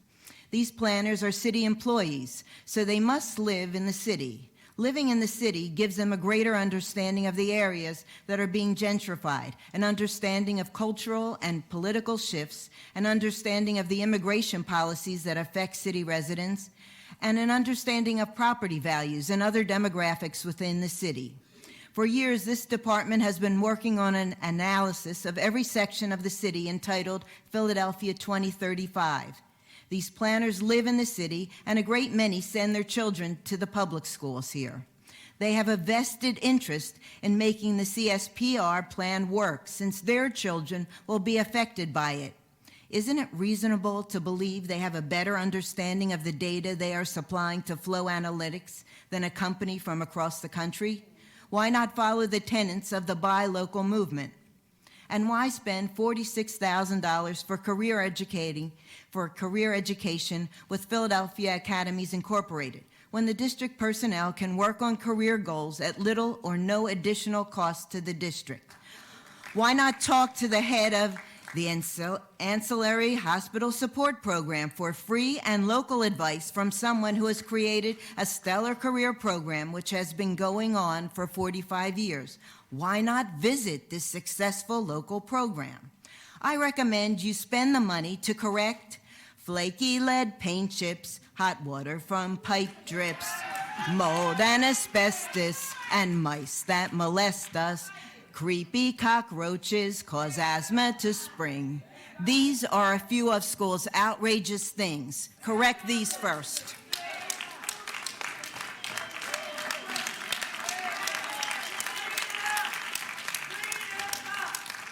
Zoe Rooney. After Zoe, we'll have Shira Cohen. My name is Zoe Rooney. I'm a parent in the district and an educator in the district as well. A couple thoughts first about some things that I heard earlier in this meeting. First, if you, as you said, covet participation in your committee meetings, you need to stop holding them during the school day and during the work day. 3 p.m. meetings are not feasible for teachers to attend in most cases. So I don't really believe that you want the participation you say you do when you continue to schedule meetings that your primary stakeholders cannot attend. I also think it's disingenuous to ask for families and people in this audience to step up for funding when they've, first of all, already been doing that, but when folks have been stepping up and talking about these facilities issues for years and being ignored. These are not new issues, as you've said. They've been issues that have been reported many times, and there have been many quotes in the media where people have outright lied and said that our schools are safe when they are not. So don't put it on us when there's nothing happening here. I also noticed that after we talked at the facilities meeting about how the lead testing page on the website wasn't up to date, that it's been modified. Now there's no date for when the updates will be there for the most recent lead tests for our schools. There's no timeline on there for when we can expect those updates. All it says is that there's a 5-year cycle for testing. And I don't feel like 5 years is sufficient given the recent reporting about lead in pipe systems at schools that permeates into the water systems. So that needs to be updated again. What I actually came here to talk about was action items 8, 12, 15, and also 16. All of these are contracts. Number 8 is a $125,000 contract. While I understand that it is grant covered, this is a type of function that should be an in-house function. It doesn't need to be outsourced. It's for training on a data computer system on the district website. If you can't figure out someone in 440 to do it, I bet you could find some great students who could come up with a video for you that tells people how to access that data. Number 12 is a $22,000 contract with a company called Meltwater that was founded, I think, in Norway. That one is about tracking news mentions of the district so the newsletters can go out. That is maybe not a large dollar amount, but that is a ridiculous use of that funds. There are tools that can do this for free. It also references some contract problems in the past in the action item, which I found really concerning considering that an upcoming policy suggests removing dollar amounts that require oversight by this board for contracts. So you have contracts that are incorrect in the way they've been handled, but you're trying to get rid of the maximum dollar amounts for oversight. That seems kind of backwards. And then number 15 is a $500,000 contract for design guidelines for buildings. Design guidelines, $500,000 for design guidelines when we have kids exposed to asbestos. That's crazy. And then number 16 is the flow analytics one, as Irene just mentioned. It's crazy that they needed to add 35 additional planning meetings, that they didn't feel like, that they didn't schedule enough to start with. And it's crazy that we aren't using the people and the resources we already have to do this work. Thank you. Shira Cohen.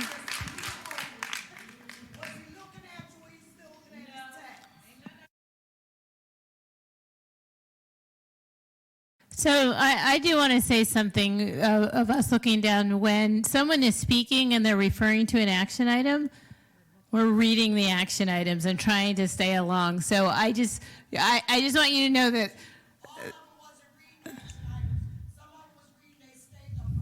Can we have our next speaker, please? Next speaker, please.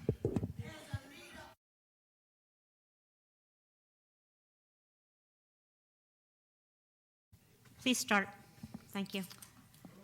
Good evening. My name is Shira Cohen, and I teach 6th graders at the Feltonville School of Arts and Sciences. I'm a member of the Caucus of Working Educators and the Philadelphia Federation of Teachers. Tonight, I would like to address one of the action items that you're voting on, a $500,000 contract to look at the design of our school buildings. As a classroom teacher, I will tell you, as the first person, I'll be the first person to tell you that school design is critical. How can we build learning environments that are safe, accommodating, and empowering for the students who are part of our school communities? But who really knows best? Is it a consultant that will cost the district $500,000? Today on Good Morning America, the story of one educator who taught in Philadelphia public schools for nearly 30 years and has now been diagnosed with mesothelioma told the story of how educators are working in buildings that are literally poisoning us every single day. Less than a month ago, exposed asbestos gained new attention at Pierce Elementary School, and just this week, preschoolers and their educators in Head Start, 3-year-olds, were relocated from Anna Pratt in North Philly. Tonight, you're also discussing contracts in the millions to remediate flaking paint. There's a $100,000 contract to remediate pervasive rodent issues in our buildings. These are necessary and critical, but referring to an earlier speaker, it would be nice if we didn't have to contract that out and could use resources in the school district and hire more PFT members and more people to do that work. This week, we received communication about the capital improvements that have taken place across the district and plans for next steps.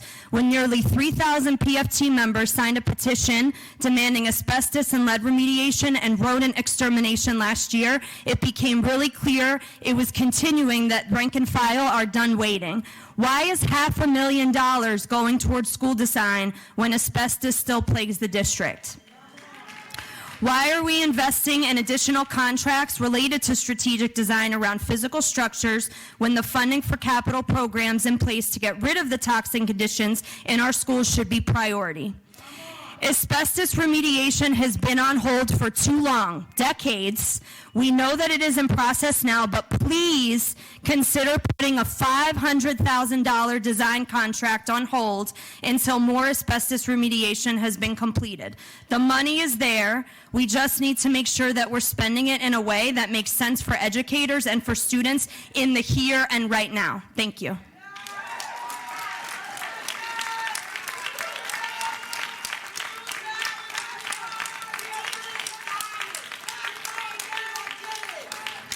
Thank you. It's now time to discuss and vote on this month's action items.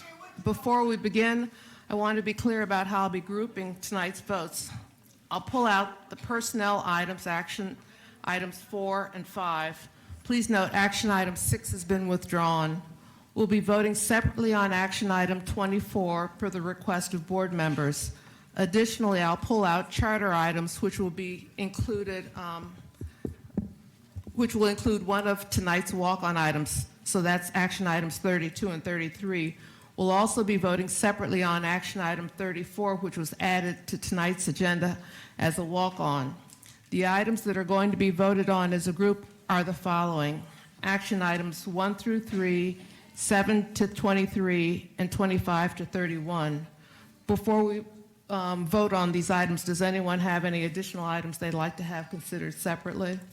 I don't have an item that I'd like to have considered separately, but I think that the way that people have spoken about item 15 is a mischaracterization of that expenditure. Mr. I think Dr. it would be McGinley? helpful if we had additional information just so people understood that this is an investment to help us make the maximum use of the additional money that was borrowed by the district to do these renovations and improvements. So if someone could speak to that, I think it would be helpful. Right, and I was going to ask a similar question, specifically how it ties into the remediation of some of these issues. Dr. Height?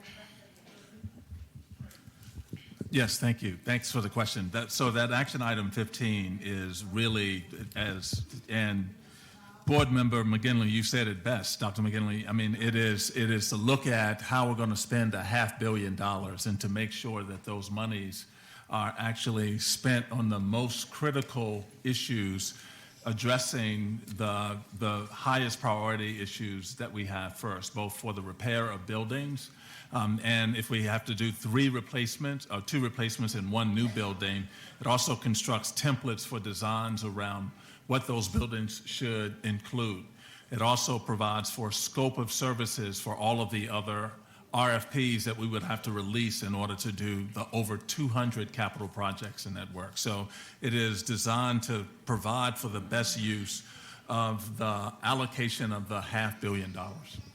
And as I understand it, one of the challenges in managing the facilities in the district is that we have schools built at all different times using all different types of heating systems and all those kinds of things, and that the development of a set of design standards would mean that work going forward would be standardized so that we could train the workforce to work with a similar set of equipment. Isn't that part of this? Yes, plan? that's also part of this.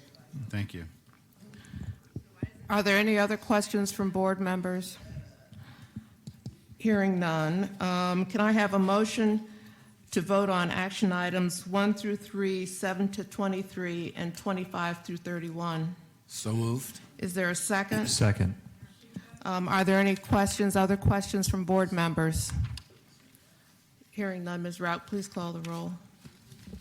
Thank you, President Wilkerson. Ms. Danzy? Yes. Ms. Fix Lopez?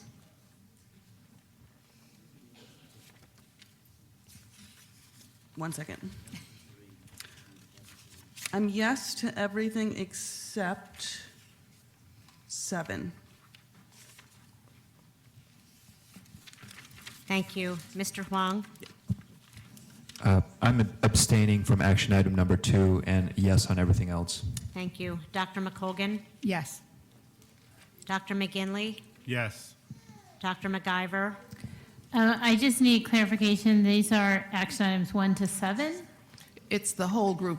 It is 1 through 3, 7 through 23, and 25 through 31. I am a yes. Thank you. Vice President Walker? Yes. Thank you. And President Wilkerson? Yes. Thank you. Action items 1 through 3, I'm sorry, 1 and 3, 8 through 23, and 25 through 31 are passed by a vote of 8 to 0. Action item 2 is passed by a vote of 7 to 0 with 1 abstention, and action item 7 is passed by a vote of 7 to 1. Thank you. We'll now consider the remaining action items. Board members, may I have a motion and a second on action items 4 and 5, which are personnel items? So moved. Second. Are there any questions? Seeing none, Ms. Rout, please call the roll. Ms. Dancy? Yes. Ms. Fix Lopez? Yes. Mr. Huang? Yes to both. Dr. McColgan? Yes. Thank you. Dr. McGinley?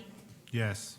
Thank you. Dr. MacGyver? Yes. Thank you. Vice President Walker? Yes. Thank you. And President Wilkerson? Yes. Thank you. Next, we'll consider action item 24, which has been amended since it was discussed in the Student Achievement and Support Committee last Thursday. Board members, may I have a motion and a second on action item 24? So moved. Is there a second? Second. Ms. Rout, please, are there any questions on that item? Yeah, I want to make a comment, not a question, but I think that this item, as it originally was configured, was mishandled, and that there are a number of places along the way that caused confusion for the board members and I'm sure for the public. And I will be voting yes for it because the full cost of this is supported by an outside organization, and the principal of the school is the person that initiated this work. The work will benefit the children this year. I have no commitment or expectation to any work beyond this year. I'd like to just... May I make a comment as well on this item, because I know there's a lot of ideological pressure around these grants, but we really have to consider the fact that these are students who are in school right now who could benefit from a grant that is costing us nothing and is supporting these students. And I think that we really need to recognize that piece of it. I also will be voting yes. I think we need to recognize the bigger piece of it, that the original intention and the intention going forward is to potentially scale it out to all high schools, and I completely think it undermines the expertise of our counselors. That's not... I don't agree. I see it as a supplement. That's not the intention today, and I want to endorse the comments that were made by Ms. Marcus about the need to have strong representation in the administration for counselors and the role that they play in the district. College access is vitally important, but counselors in general remove obstacles to learning, and they guide the other faculty members in how to support children who are experiencing difficulty and trauma. And so we need to invest more deeply in our counselors, and we need to have someone fully qualified and certified in the state that supervises counselors and advocates for the counselors in the district. Are there any other comments on these items? Ms. Rout? Mr. Wong, I'm sorry. I just wanted to flag for future consideration, perhaps at a Student Achievement Committee meeting, that the notion of piloting a program and seeing if and how to scale it up is something that is of great interest, and I think we would welcome some public discourse on how to do that. And I think this is an example, but by no means the only one. Are there any other comments from board members? Ms. Rout, please call the roll. Thank you, Madam President. On action item 24, Ms. Dancy? Yes, and I vote yes because, one, it is a 1 year.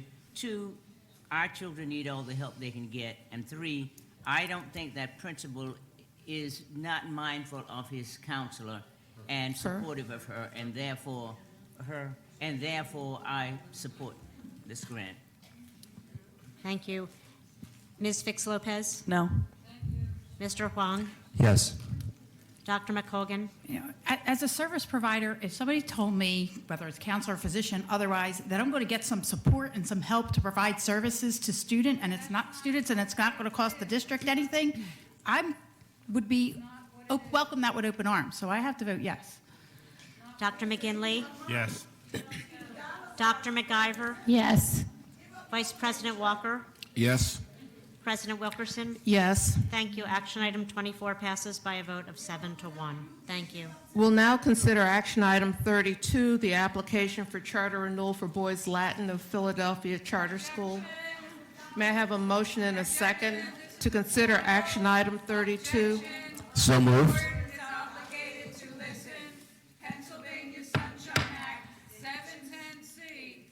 It's been moved and seconded. Who made the motion? Mr. Walker, can you please read the motion? I believe it's a motion to approve the renewal charter for Boys Latin.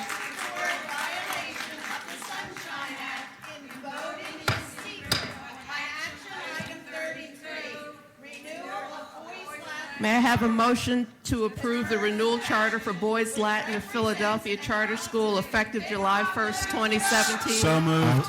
Is there a second? Second. Second. Are there any questions? Would you like me to call the vote? I'm going to call the vote. Board members, I'm asking that you please allow the board to continue with its business. Ms. Rauch, would you please call the roll?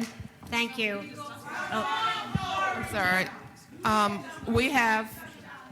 It's been moved and seconded. I believe Mr. Mr. Williams would like to have a comment.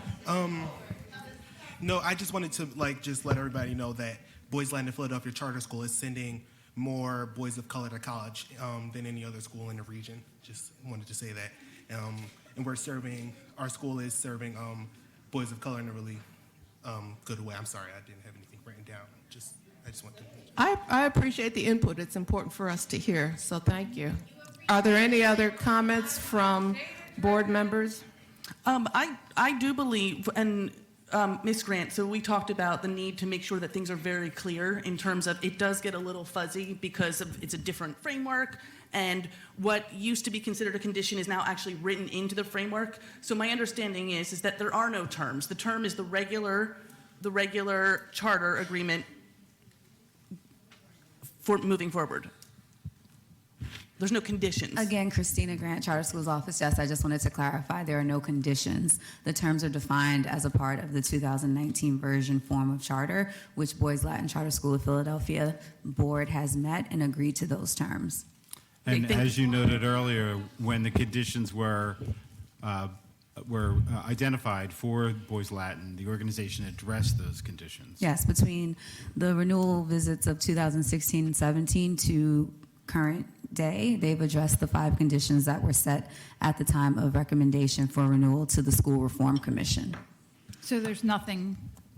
There are sort no of a standard- conditions. This is a standard charter. This is a 5-year renewal with no set conditions because we currently only set conditions that would be outside of what is evaluated in the annual charter evaluation and our overall charter school performance framework.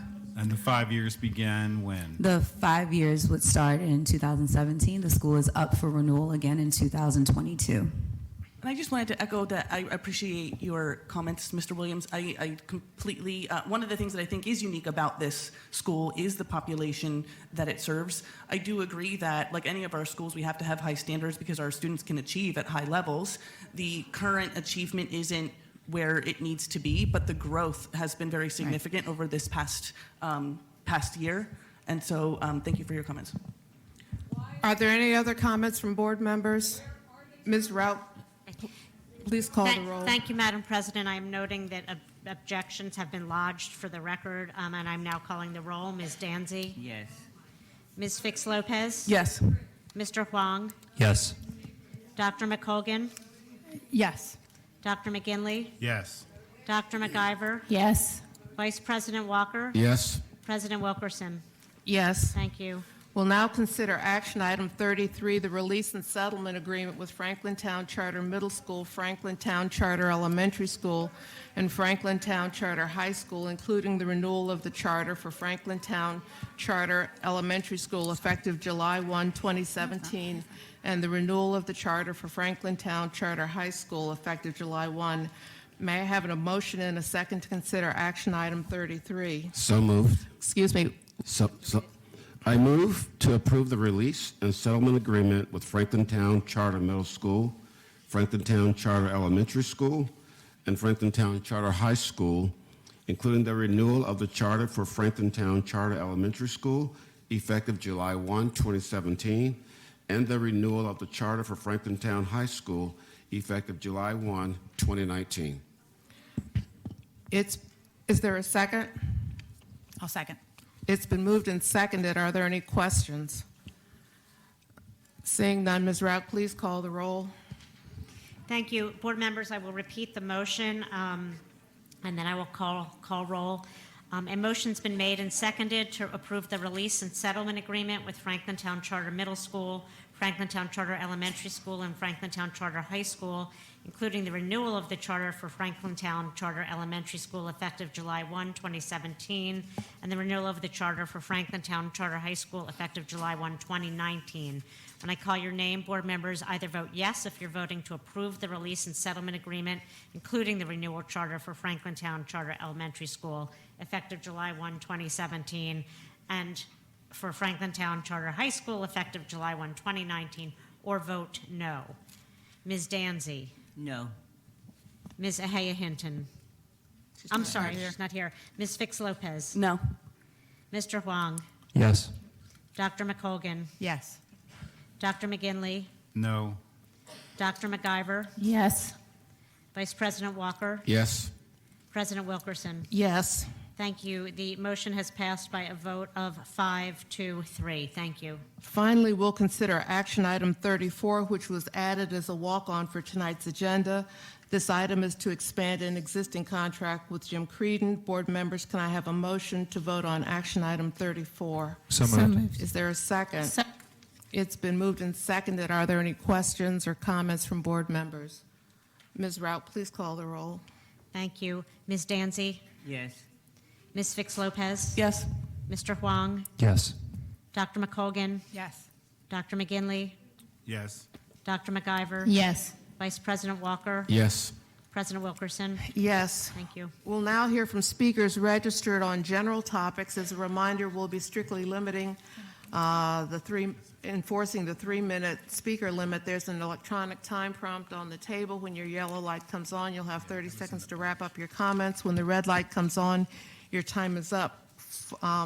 For 4 speakers, we'll address the board on each topic and have been registered on a first-come, first-served basis. Ms. Rout, please call the next 5 speakers. Thank you. If you could please come to the front. Jennifer Disk, Brian Gallagher, Gilberto Gonzalez, Rahima Robinson, and Peg Devine.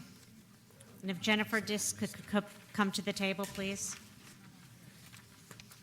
Just a point of order, Madam President. Did we miss item 35? Is there an item 35? There is on the electronic version.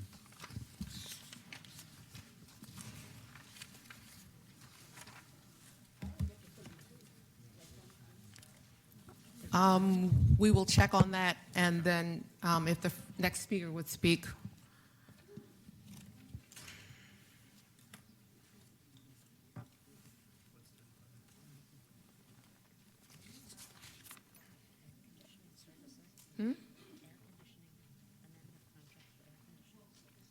I want to call the next speaker, so. Yes, sorry. While I speak. Brian Gallagher, thank you.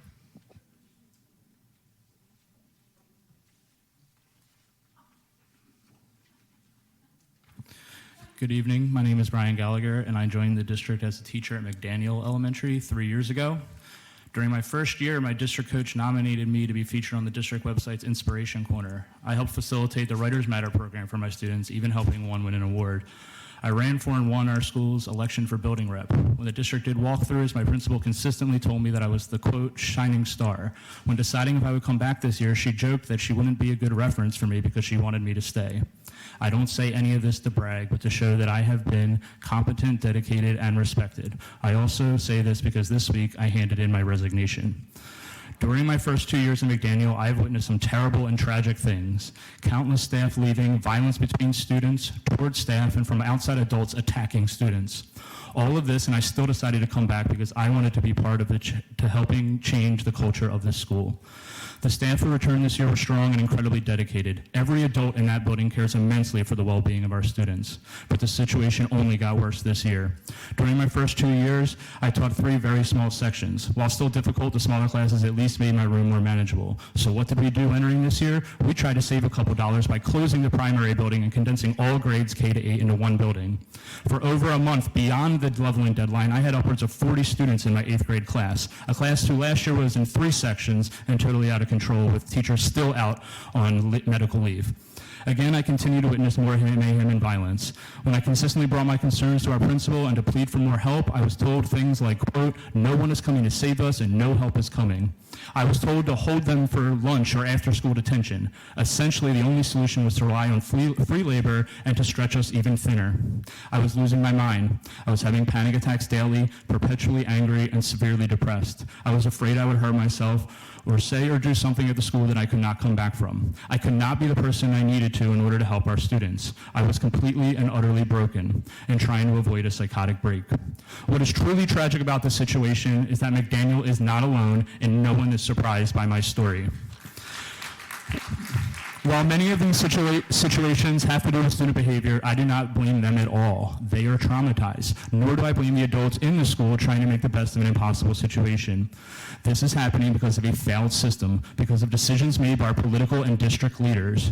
They and you are the ones who decided to make huge classes, who wasted money on programs like Jounce, who did little to advocate for our students' families in the failed war on drugs that destroyed our communities, who refused to pay our climate and support staff a living wage.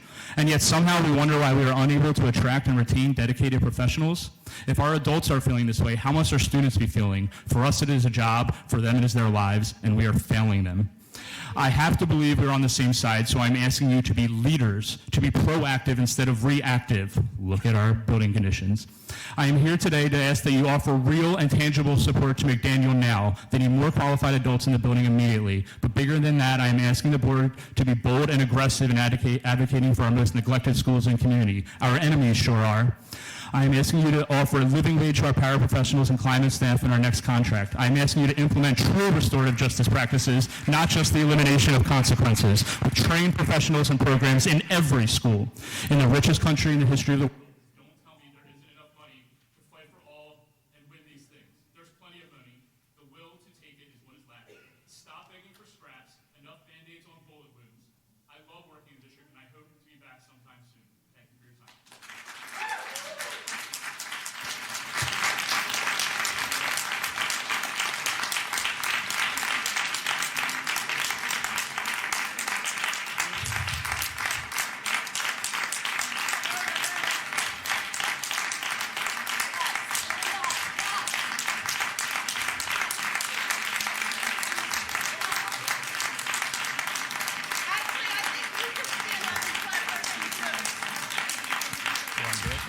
Yes, could Gilberto Gonzalez please come to the front? Thank you. My name is Gilberto Gonzalez. I have a son at Ben Franklin High School. I'm here to ask the questions that I asked at the town hall for Ben Franklin, questions I still don't have the answer to. Is one of the jobs of the board members of the School District of Philadelphia to represent the people of Philadelphia? Why haven't you? Our school opened in September. Who made the decision to open the school? Why was the school not fully tested? Who were the people involved in this decision, from the person at the bottom to the person at the top of this administrative structure? Then why has no one been held accountable, and why has no one been fired? After the notice of November 8th at Franklin and SLA, they discovered 8 more areas that need abatement. Where our children exposed to asbestos in these new areas? Why were these areas not addressed earlier? How much asbestos have our children been exposed to? For how long were our children exposed to these conditions? I would like an official response. Both Franklin and SLA parents were told that students would be back in the building by January. Now we're being told that possibly February and March of 2020. At the task force meeting, I asked, what is it going to take to get our students back in their home school? The responses were condescending, arrogant, and disrespectful. I am asking this board to give our children the respect, the compassion, and love our children deserve, and guarantee that we will be back at a safe and beautiful building by February. Make it happen. Where am I? We now know that the teachers who have been at schools for many years are being diagnosed with mesothelioma. I can't say the word, I'm sorry. We have learned that there is no way of testing for the impact of asbestos exposure. But what measures is the school district taking to prepare for the quality of life issues that may come in 20 to 30 years for our kids? For the teachers who are being diagnosed with mesothelioma, what is the district going to do for them now? I am asking you to be transparent in the district's communication, and that from this point forward, parents be included in decision-making process.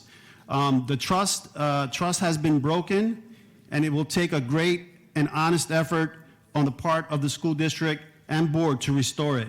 Trust takes years to build, seconds to break, and forever to repair. Start now, please. Thank you. Can I drop copies of this off over there? Thank you. Excuse me, I'd just like to ask you a question. You said that some of the response to your issues were met with what you felt were condescending comments.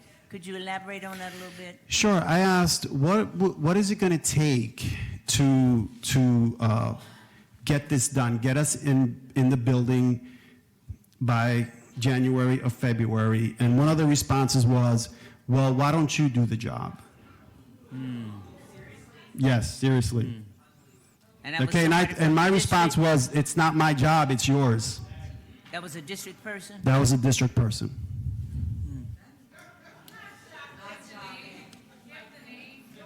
And I still don't have an answer. Thank you. 1 second. I wanted, sorry, different, I don't have any questions for you. Sure. I don't have any questions for you. Okay. Yeah. But if, Mr. Gallagher, first, if we can have a copy of that, because there were people missing at the table that need a copy of that. And secondly, I don't have any good words to say, except thank you for your service, and I'm sorry that that was your experience. And so thank you. Thank you. Rahima Robinson. Peg Devine. Okay. And I'm going to call the next group of speakers to come to the front, please. Eileen Duffy. Eileen Duffy, Michelle Perloff, Horace Clouden, Mama Gail Clouden, and Leah Clouden. And Ms. Devine, you can start. Thank you. I'd like it noted that not everybody from the board is in the room.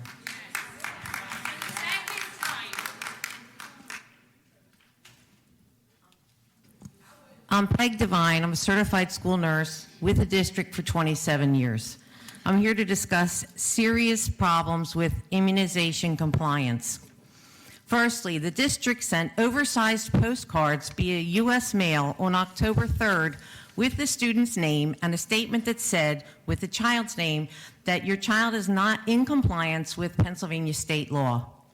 Had this information been sent in a sealed envelope, I would not be concerned, but a postcard is a careless disregard for students' confidential medical information, and I believe it's a FERPA violation.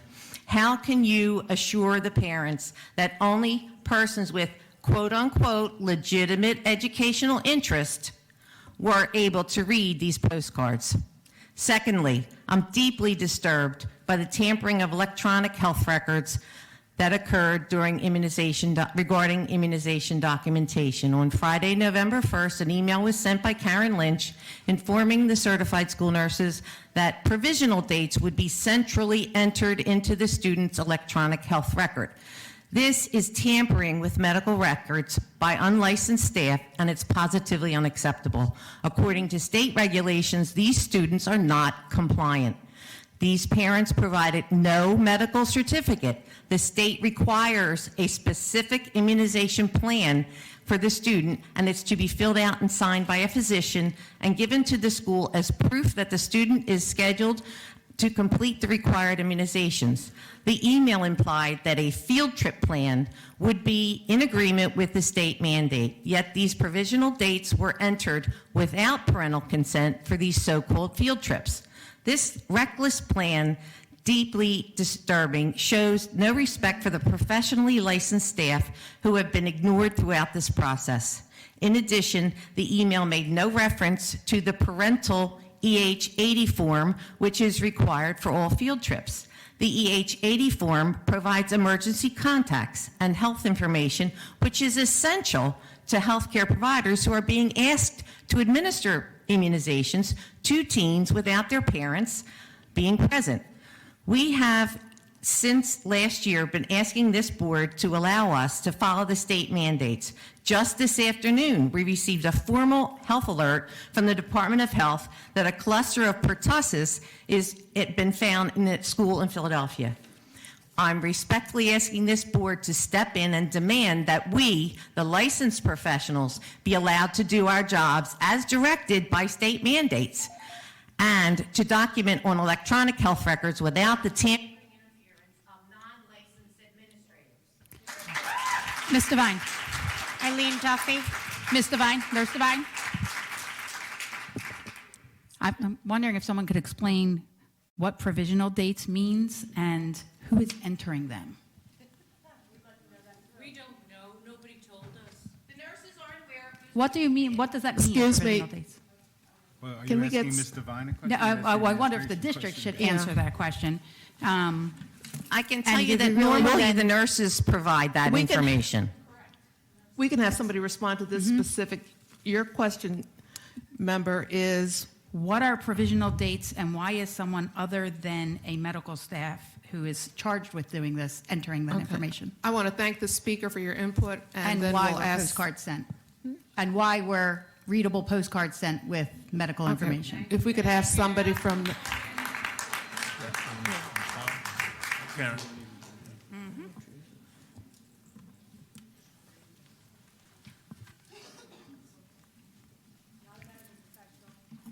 For the record, Karen Lynch, Chief of Student Support Services.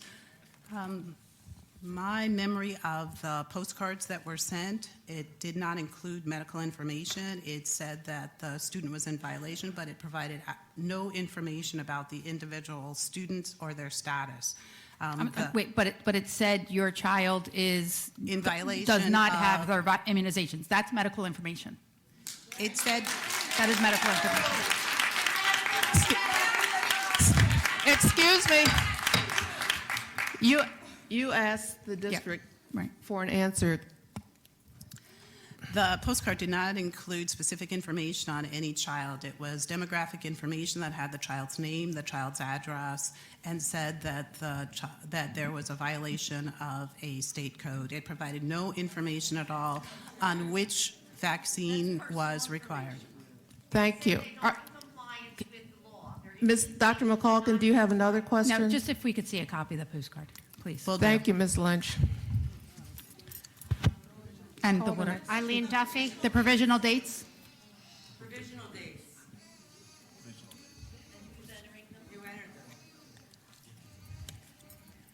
The provisional date that was entered was for February 2020 What is a provisional date? A provisional date is the date that is provided, which indicates by which time the student must be become immunized. It indicates the. I mean, I read the state guidelines. It's I don't provisional. It says that there has been see sufficient. a plan in place to complete There's the a immunization, but sufficient that's not what information. Excuse me, you're you- describing. Dr. McCulkin, give her a chance to give her response. Ms. Lynch? Yes. It's the date by which it indicates that a plan has been put in place by which the child is to become immunized. This information and other information has been entered by individuals who are not necessarily healthcare professionals. There's not a requirement that that be the case. We have had individuals who have updated the data that we have on file. We have moved from 26,000 students. No, don't do that. That's a lie.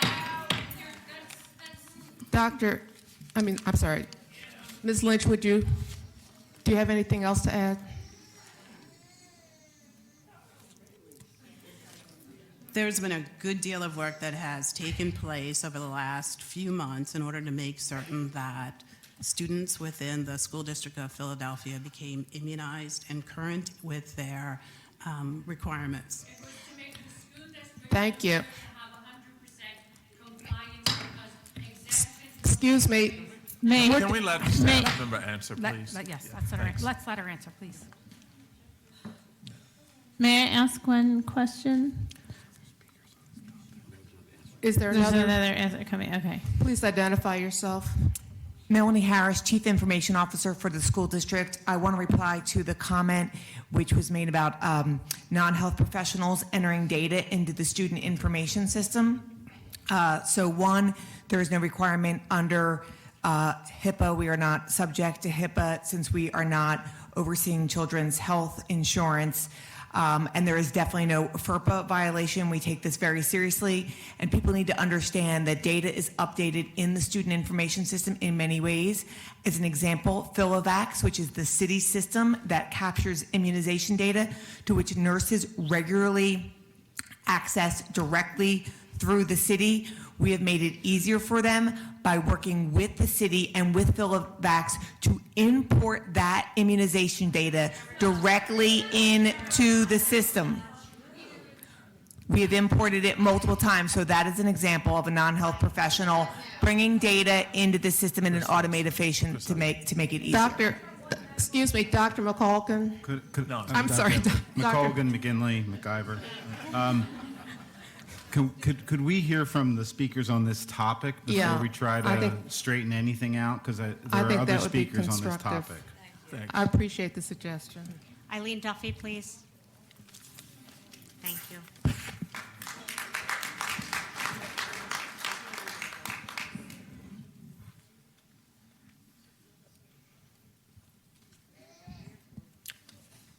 Dr. Height, I am seriously questioning your leadership. You have given extraordinary power to micromanage our school health office to a member of your cabinet with absolutely no medical credentials, with dangerous outcomes for our students. Were it not for the speaker limit, every nurse in the district would be in line to speak tonight. We take our students' health seriously, and we take the professional standards under which we practice just as seriously.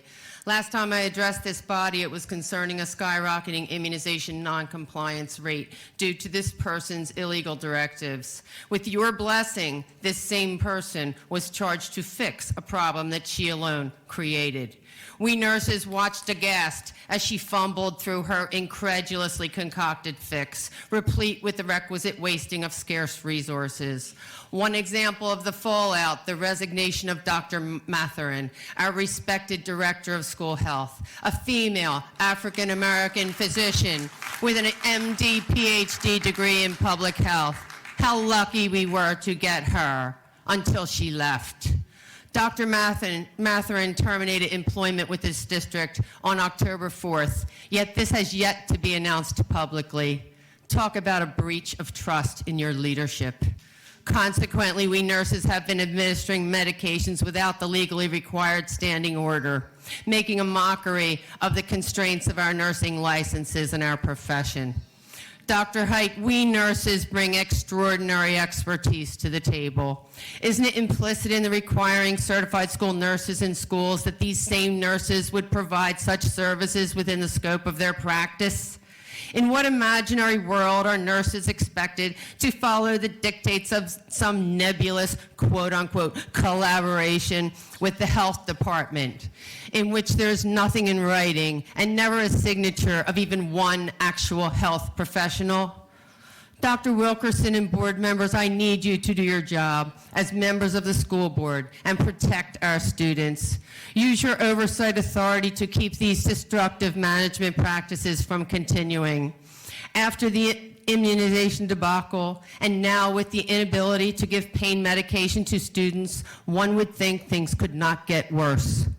Without your leadership and action to reverse this trend of allowing unlicensed persons to interfere in medical nursing practice, I assure you, new crises will emerge. Dr. Height, a 3-minute limit will merely scrape the surface of the wreckage of the School Health Service Department, which I have loved and honorably served for 25 years. We nurses insist on a fundamental school health on a functional school health program. I do not say this lightly, Dr. Height.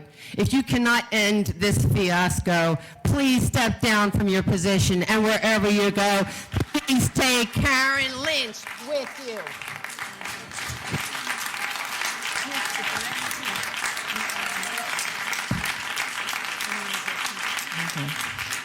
Michelle Perloff. Michelle Perloff.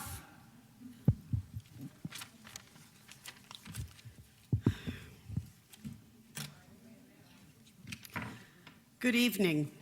As a nurse in the School District of Philadelphia for 12 years, I've seen my role as a certified school nurse both expanded and diminished.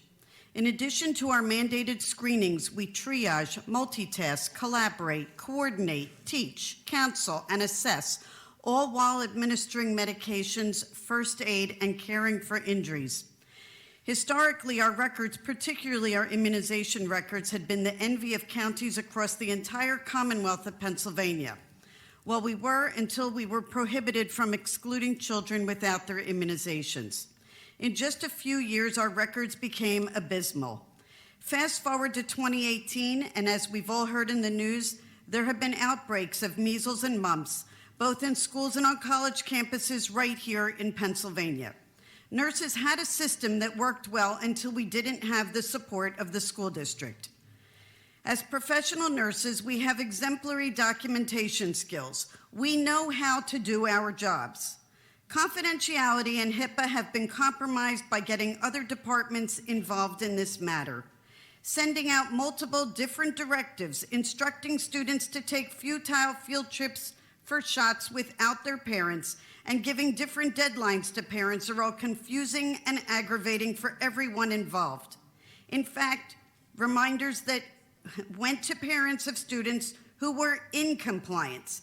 Many paid for copies of their children's records, some even twice, for no reason, also wasting nursing time reviewing records for students that didn't need updating. In addition to all this, in the last few weeks, we now have standing orders for acetaminophen, ibuprofen, and hydrocortisone without a doctor at the helm in the district, making all orders null and void.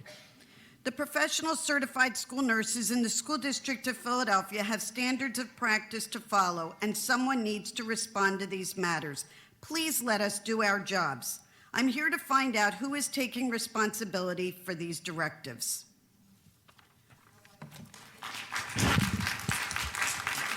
No, we're going to call the other individual speaking to this issue so that the district can have an opportunity to respond to all the...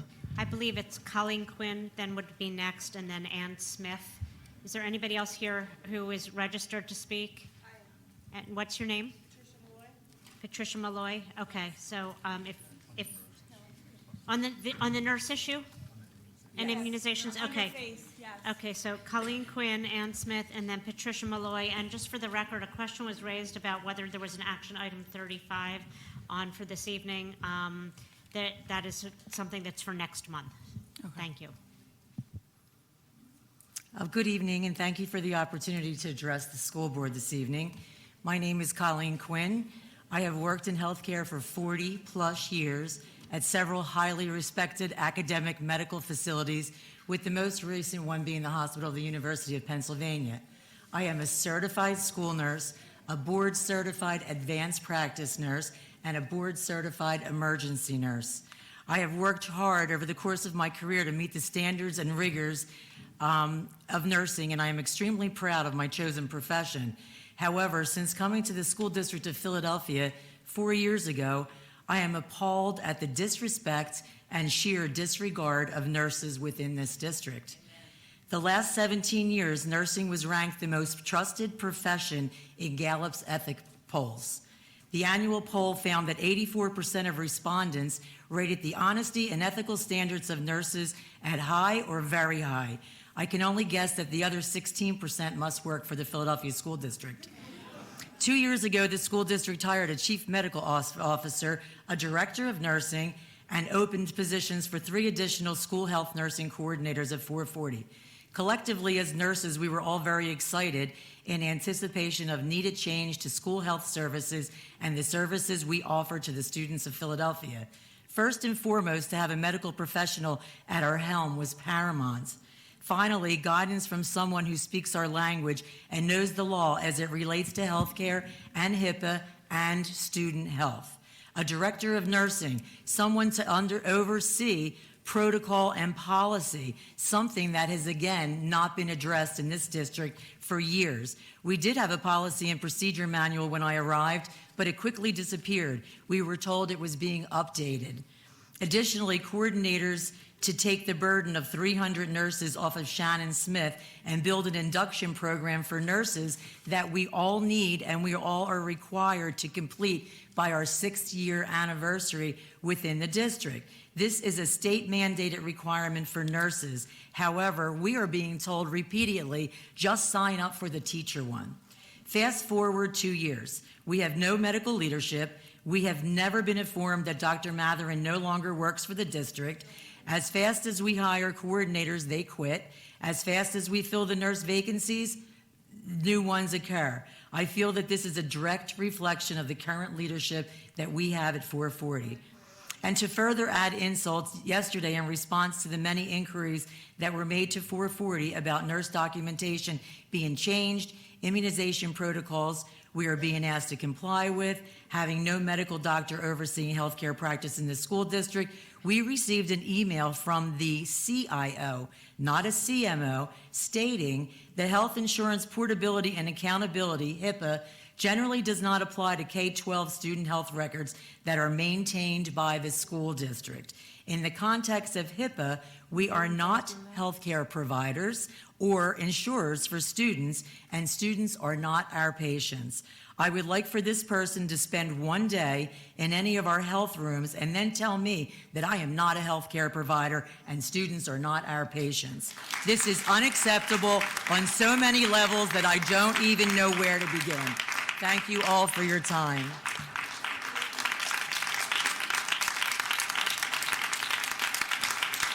Ann Smith.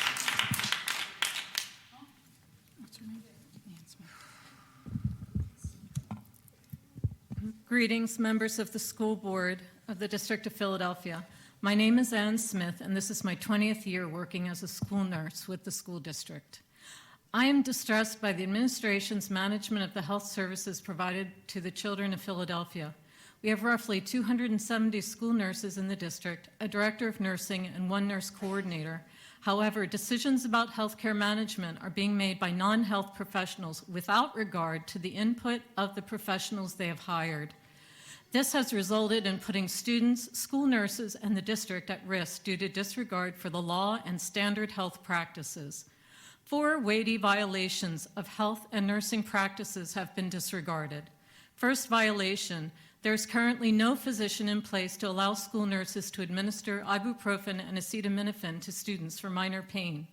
It is a violation of the Nurse Practice Act for nurses to administer medications without an order from a physician.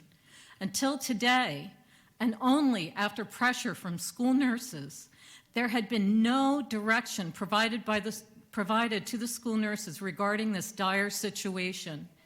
Even though Dr. Matherin resigned 7 weeks ago, many school nurses continued to administer medications over these past 7 weeks, violating the Nurse Practice Act and putting their licenses at risk.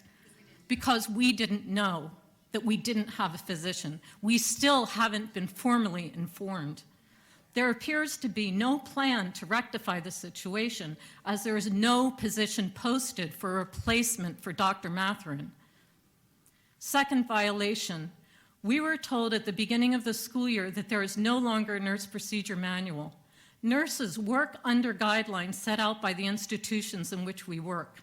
Without a procedure manual, there is no guidance for new nurses. There is no legal document for any of us on which to base our practice. Third violation, there has been and continues to be gross disregard for Pennsylvania state law regarding immunization noncompliance and school attendance. With recent outbreaks of communicable diseases such as the mumps and measles last year, and currently a pertussis cluster in our own high schools, this poses a significant but entirely preventable health risk. Fourth violation, without consultation with the school nurse, there have been altercations to student health records by non-medical personnel who do not know the patient, have never met them, spoken to them, looked at them. Alteration of a health record is illegal. The school nurse in the school nurses in the school district of Philadelphia are highly skilled professionals. We are experts in our field. Our nursing practice is being interfered with by an administration that does not value our input, puts our nursing licenses at risk, ultimately puts the health of the children we serve at risk. I ask that you use your power as the school board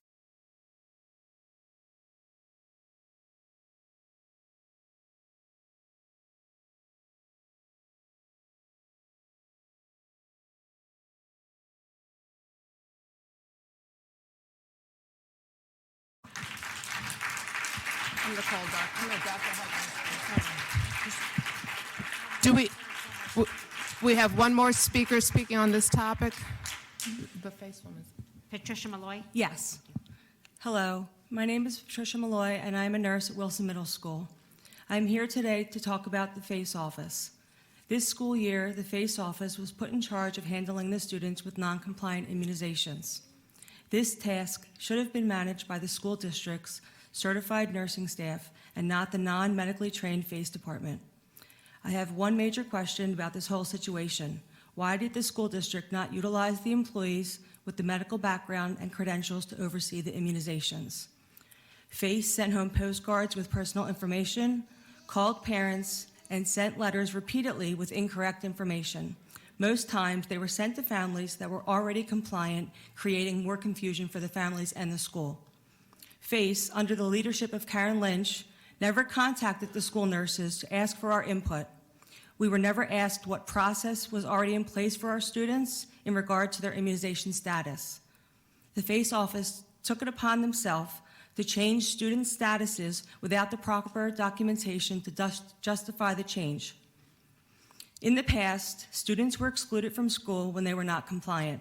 This would cause parents to quickly bring the child up to date on their shots. Since the district has refused to allow exclusion from school for immunization for the past 3 years, the number of non-compliant students has risen to unprecedented levels. While being overseen by the FACE office, this immunization issue has grown from a problem to an absolute debacle. Despite the fact that it could have been handled by the district certified nurses, we continue to be shut out of the process. But we are left to live and work with the consequences it is creating. If we had been able to exclude students for the past 3 years, we would not be where we are today. But as it is, the school district has an obligation to the parents and students of Philadelphia to understand that they never should have attempted to solve a medical issue without the input of their own nurses. Dr. Height, you are the superintendent. Do you take responsibility for wresting this authority from the certified nurses and handing it to the FACE office? Thank you.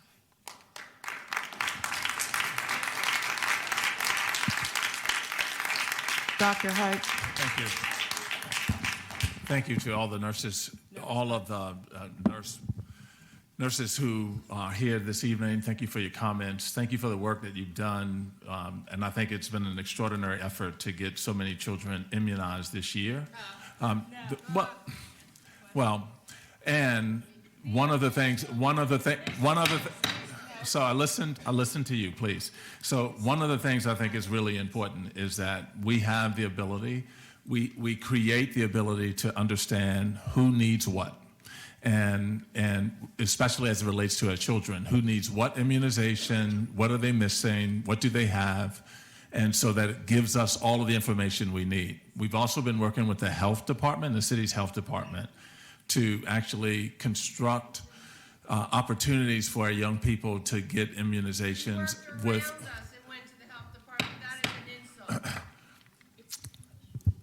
Dr. Height. So that actually. Excuse me, I'm asking that you sit down and be quiet while Dr. Ms. Height Duffy, I finishes listened to his you. comments. Ms. Duffy, I listened to you. So I thank you for your work. I thank you for your comments. One of the things that we are attempting to do is to make sure we get as many children immunized as we can. That's number one. We have the accurate records so that we know who actually has what immunization and what they need. And that was all about putting all of the records into a system that we could actually look at, the health department could look at as well, and that all of the nurses could see also. Here's the other thing that I think is really important. One of the things that we have to make sure is that we don't lose children, and we don't turn them away from, in some cases, the only meal they have. And I hope that will not happen. I hope that will not happen. But one of the things that's really important is that we focus on the immunization issues, but also understand and be accountable for those young people who are no longer attending our schools. Here's the other thing. The policy, the board's policy states that children will be immunized in accordance with the policy and the state and local guidelines. And so we were using those guidelines in addition to our own policy to provide as many opportunities for young people as possible.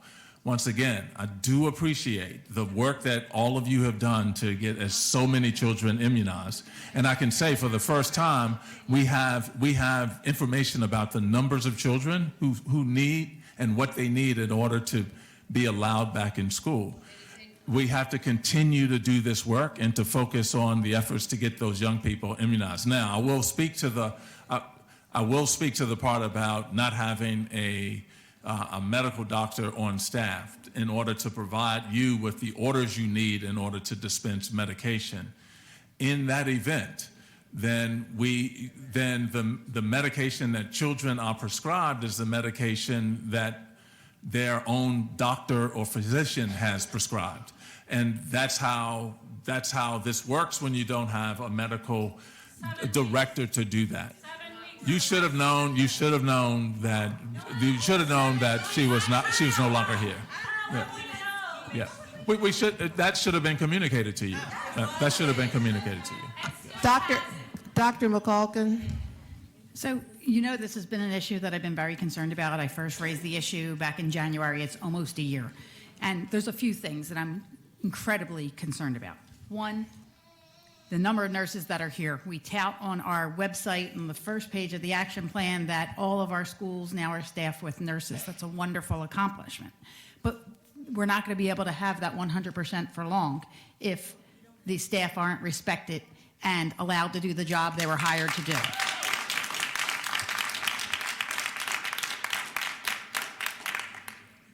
I am troubled by the way this was handled.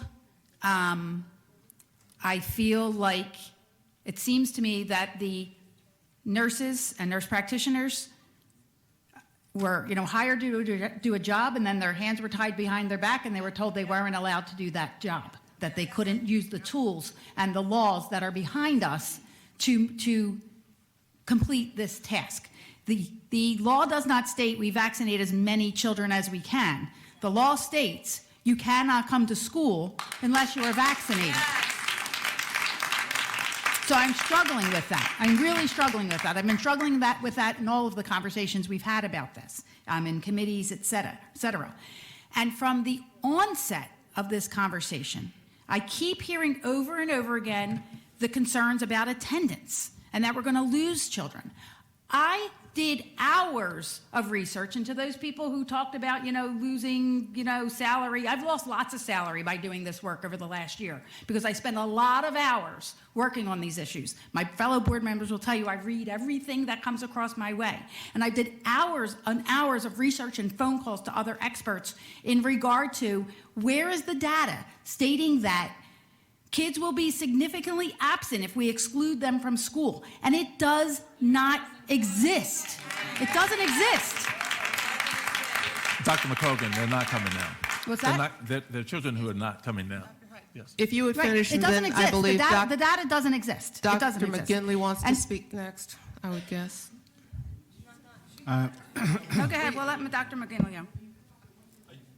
That was the that was the main thing. And then the other concern was that that they weren't told about their boss, if you will, leaving. That's a huge concern, and lack of communication. But again, we hire nurses to do a job. I don't understand why, especially if they had a practice that was in place, why we weren't allowing them to do that.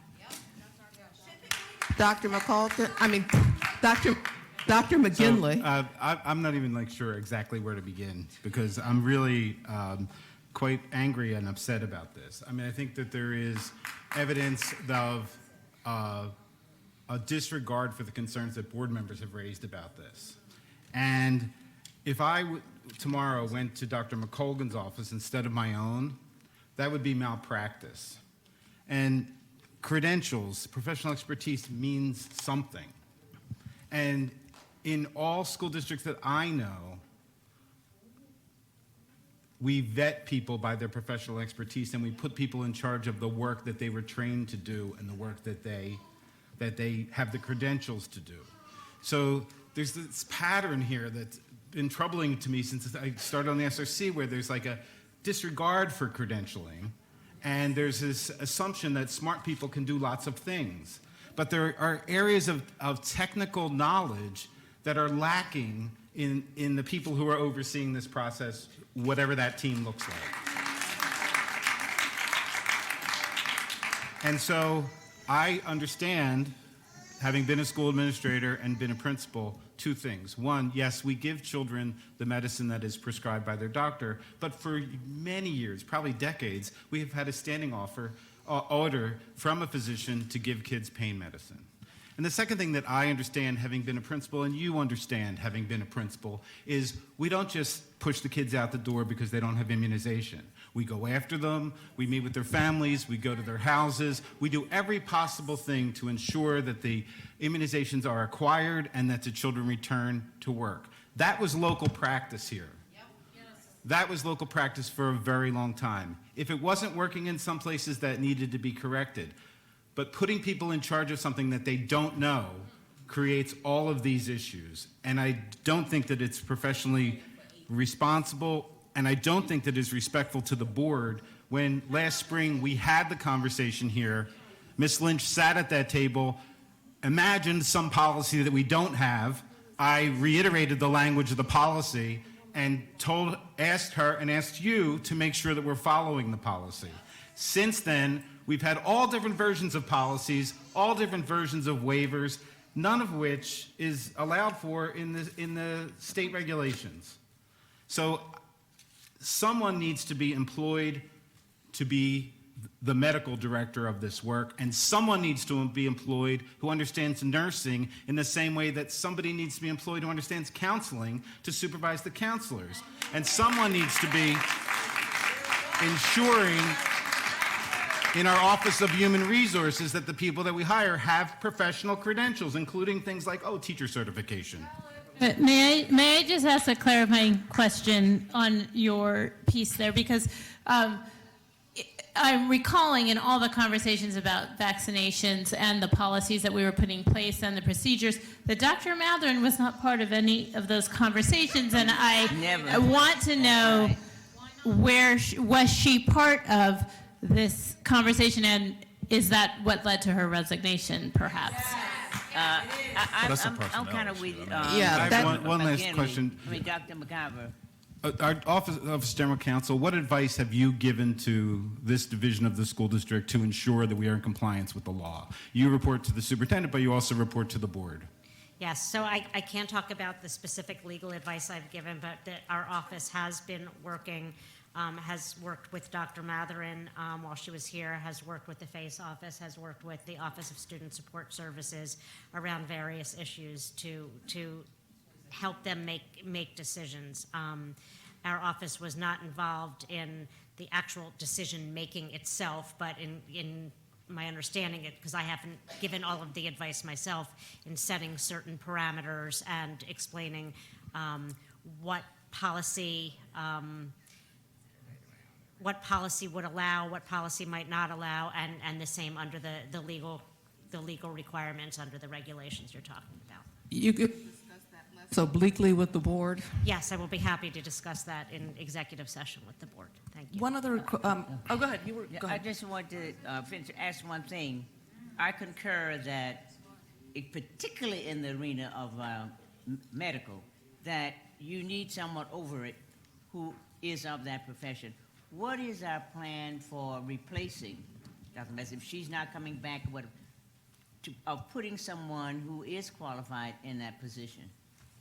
We do have a plan to actually fill that position, and working with the other health institutions in the region to try to find the best model for what that will look like. I will also add, because I know a lot has been said about not valuing the voice of nurses. Nurses were included as a part of the development of this plan. I mean, it may not have been any of, but we have more than the dozen who are here. I mean, so nurses were included in the process. Are there any other board members that want to comment?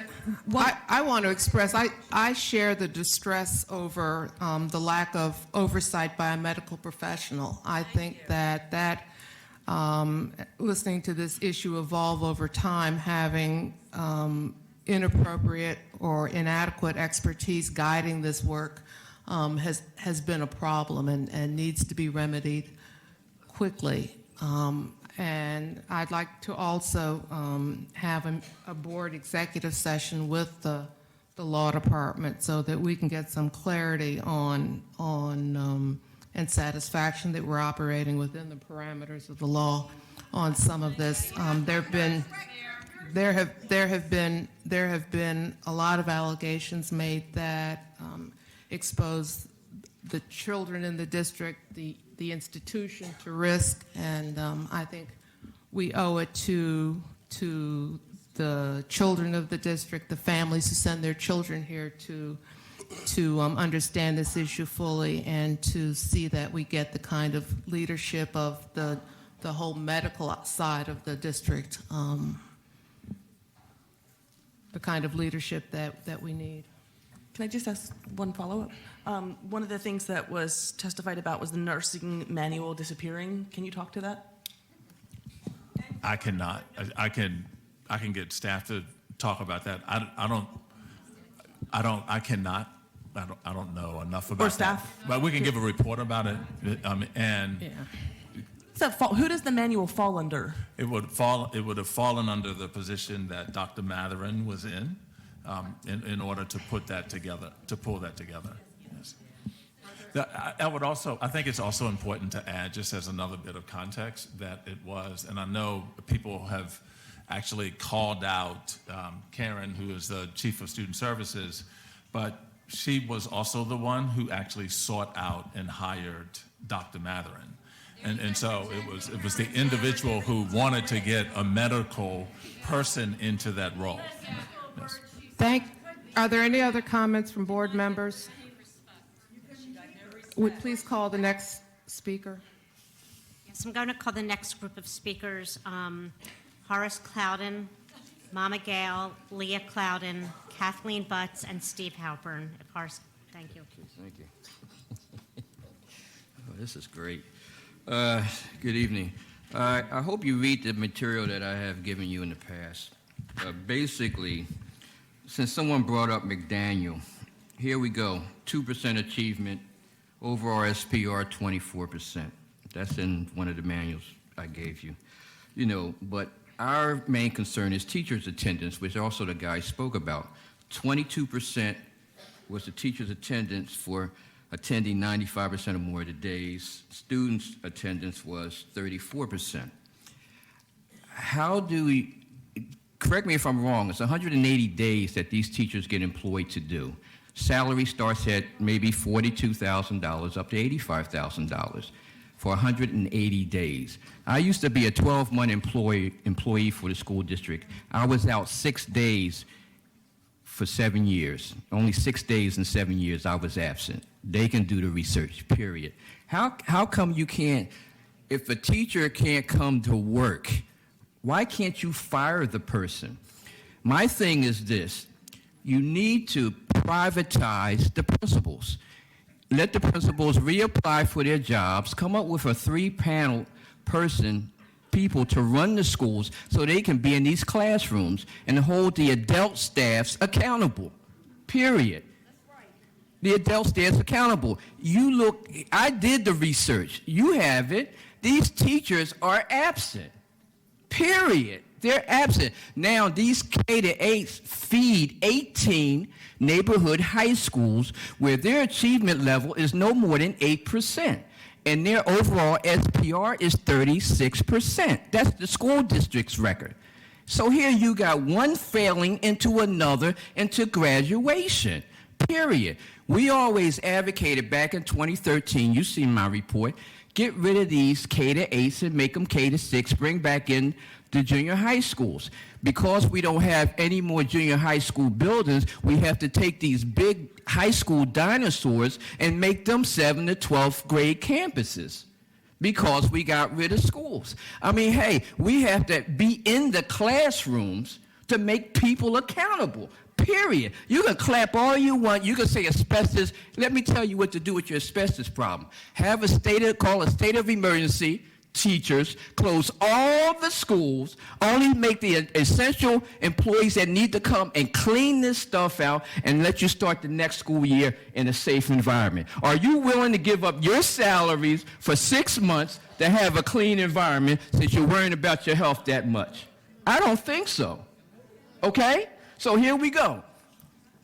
The next report you're going to get from me is this. I'm going to show you, it's 148 schools that are failing, that are in the intervene section. Like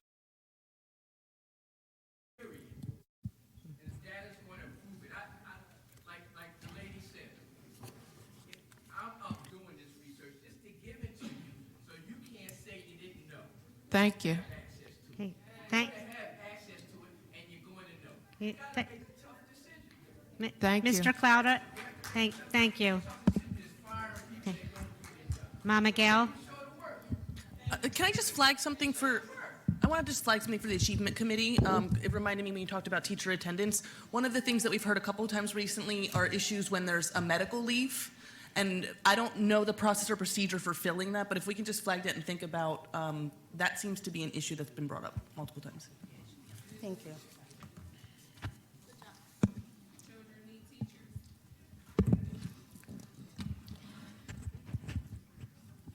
Before you start my time, please. It started. Before you started, and I hope since you started it, all of you who are running around here talking about the condition of these buildings, you better look at the conditions of the children and their schools, okay? Because many of these schools have been failing, and you who are in them aren't saying anything.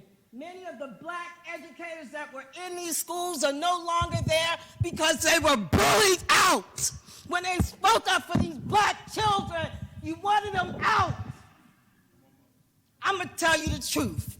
Since I've been here as long as I have, I'm going to tell you about the black principal at Overbrook that had a paper put on the teacher's lounge wall that showed a white man with an exterminator outfit on, showing little black children beside her. I got calls for years from all over this district When I talk about racism, I'm not playing. It is unacceptable that our children are suffering in 2019 when we've been going through it for 400 years. It is unacceptable. And whether you agree with my husband or not about his plan, one thing you know is people in your schools are failing our children. And that's the real, black, white, or other. You know. You know when teachers are coming every day with the intention of not teaching our children a doggone thing. You want me to say to schools, you want me to talk about the people, the black nurses, the ignorant black people that have been put in these schools?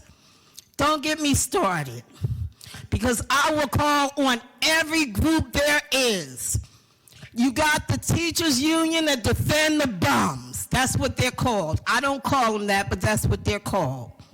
You got a room here. You have what was called teachers' jail.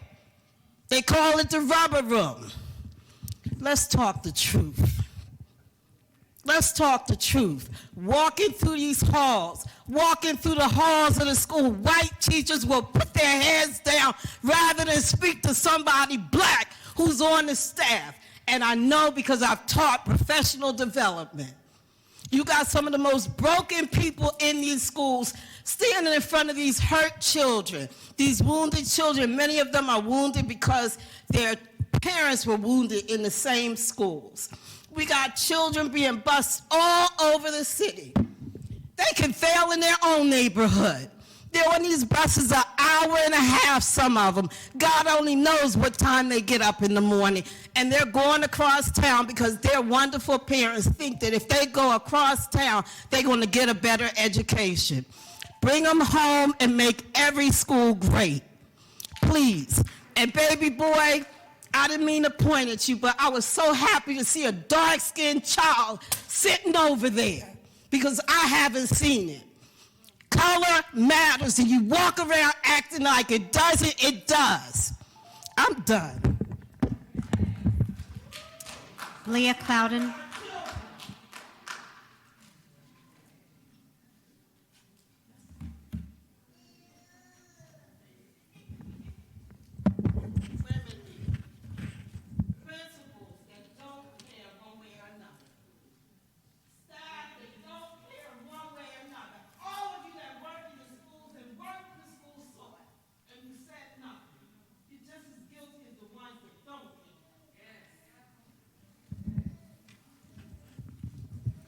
Greetings.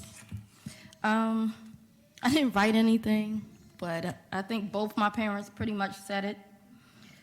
You have to start holding these principals accountable. You have to hold the schools accountable for not reporting an incident, and it's happening on all levels. How do you, and I also want to know, Dr. Height and school board, we've been having that same problem at Penrose. We have not returned to Penrose School.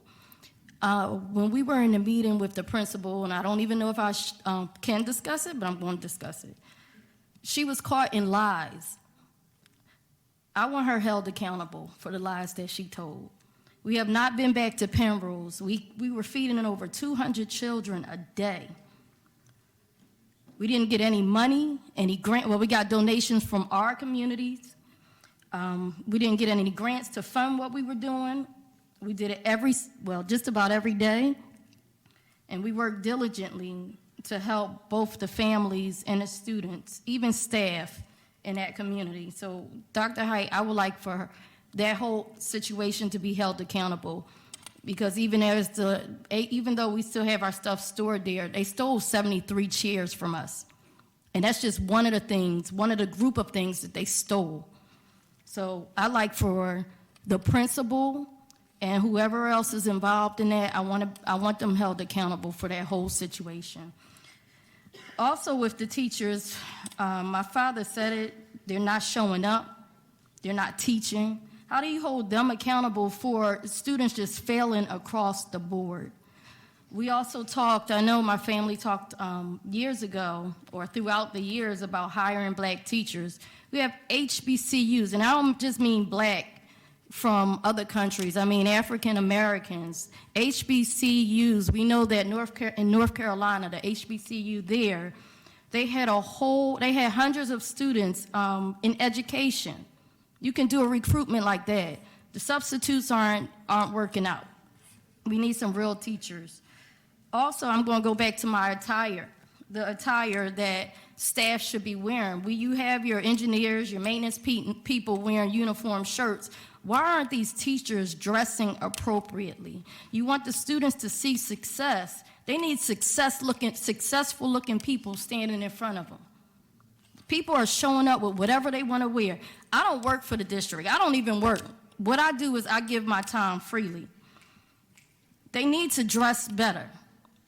If you're making people who don't have that much money pay for uniforms, and you have people that are making anywhere from $43,000 to $133,000 or plus, and I mean on the school level, they need to dress appropriately. Thank you. Oh, I got every school. Kathleen Butts, please.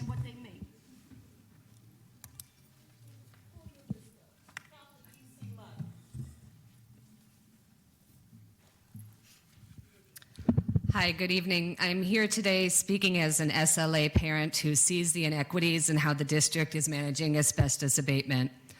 About 2 years ago, I worked with a group of parents to start a grassroots movement called Love for Philly Schools. We created a social media campaign and a signage campaign that stated, "We love our Philly schools, ask us why." Today, when people ask me what school my daughter attends, the first thing they say is, "Isn't that the school that was closed for asbestos? Aren't there many schools that are closed for asbestos?" And to be honest, I don't know what the hell to say anymore. So I turned to the district and I turned to the board for answers. And the process was mishandled. The board remained largely, not everybody, but largely silent. And on October 28th, when I read the article in the Enquirer, which asked why the asbestos exposure at Pierce Elementary was not handled more quickly, a district spokesperson was quoted as saying, "We did not have the capacity to do so at this location." To me, this sounds like the district is prioritizing schools, and let's be frank, they did have the capacity to address the safety issues at SLA and Meredith, although it was haphazard. So I could go on and on about how poorly this process was handled and about how this week's environmental safety plan is too little and it's too late, but instead I will use the rest of my time to speak for the families and what they're demanding. First of all, and it sounds like this was addressed today, the kids at Pierce need to be in a safe location now.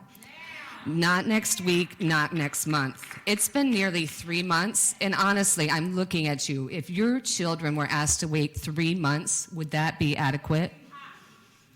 Secondly, the school board should host ongoing listening sessions for families of all asbestos-impacted schools to ensure that they have a way to voice their concerns and needs. 3 minutes at a board meeting is insufficient when our children's health and safety is at risk.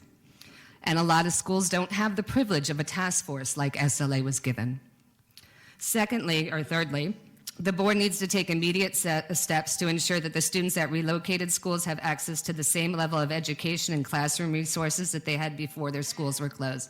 My kid doesn't have a chair in 2 of her classes, let alone a smart board, let alone art supplies, let alone a science lab. And you have kids at Ben Franklin who are busing for hours to get their CTE education, so they're missing other instructional time. Fourth of all, we need to provide alternate levels of staffing for the schools that have been relocated. You have staff from Benjamin Franklin who are now manning bus stops and street corners rather than being inside of their schools because of the relocation. And along with that, you have parents who are afraid of their students having some sort of trouble on the way to school, but the district has provided no safety officers for the Allegheny subway stop for the Franklin kids. Yet, they replaced somebody for the SLA relocation. To me, that's not fair and it's not right. And finally, we need to ensure, I'm gonna keep talking, my kid was out of school for 2 weeks, I'm gonna take another 30 seconds. We need to provide public access to all air quality tests for every single school, not just the ones that are most vocal, and we need actual project timelines for all schools, not just some.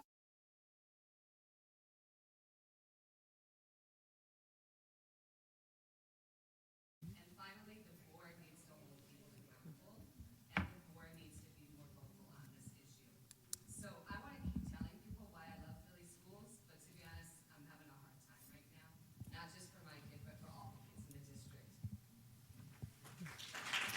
Steve Halpern. Steve Halpern here. Okay. The next group, please. Barbara Dowdall, please come to the front. Kristen Lubert, Bevan Journey, Sharon Krauf, and Robin Roberts.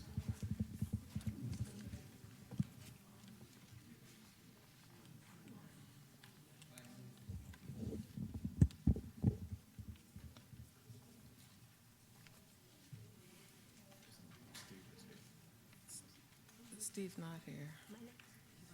Somebody said.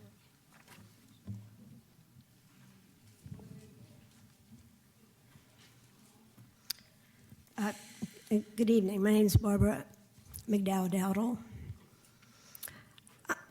Speaking about Germantown Public School dreams, but I have to mention, in good conscience, all the still operating Germantown schools built before 1962. Some of them at my elementary school, it was 1898, and thus likely at risk for asbestos exposure. My intended primary Germantown Public School dream this evening references the site right in the heart of my lifelong community where Germantown High School, oh, by the way, this is a copy. Germantown High School, the first racially integrated public high school in Philadelphia, was shuttered 1 year short of its 100th anniversary. And across the street from Fulton Elementary School, where parents sitting in its sweet library were informed by a laptop-armed 440 staffer that it too would be shut down that year. Abandoned, so left to advancing weeds, easy prey for invaders who stripped them of copper pipes and wires, their vacant windows staring across the street to the even longer abandoned town hall and just up Germantown Avenue from our abandoned YWCA. Snapped up at bargain rates, dropped, purchased again for no apparent purpose. Neighbors near and far were on the edge of despair until the spark of a horrifying rumor, developer plan to raise the high school, replace it with a strip mall, with the great lawn sloping down to the avenue to be paved for a parking lot, brought our amazingly varied community groups to renewed life and common purpose, coming together to form the Germantown Fulton Campus Coalition. So here and now is the unique opportunity for the still fresh, in many ways, blessedly locally controlled Board of Education to join with the community to dream with us and restore a public school presence in possibly exciting and creative ways. Germantown Heritage High School for a 100th year celebration of its predecessor. Utilizing of the Germantown and Fulton libraries as anchors for the planned restoration of all district school libraries with librarians. A combination lower school and high school with evening diploma programs for adults linked with the Germantown Historical Society. Make this your new approach. Involve yourselves, board members and staff, with neighborhood individuals and groups instead of Madison Avenue, Boston, or Pacific Coast corporate entities. Tap our city-born and bred city planners for study, data collection, analysis, and planning. Thank you. So I give you a dream in New York to study, which is right here. Kristen Lubert.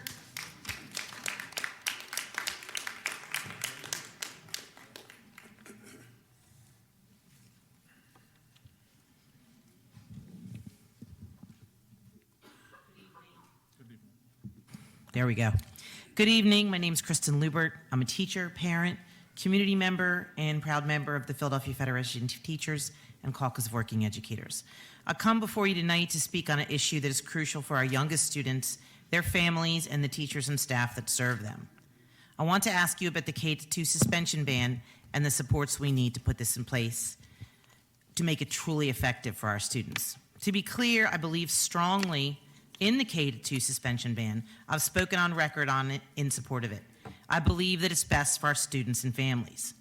But I do not believe that this approach can be at all effective in supporting students, their families, and school communities when it simply consists of a suspension ban that offers no alternatives and supports to students who are living with trauma and its effects.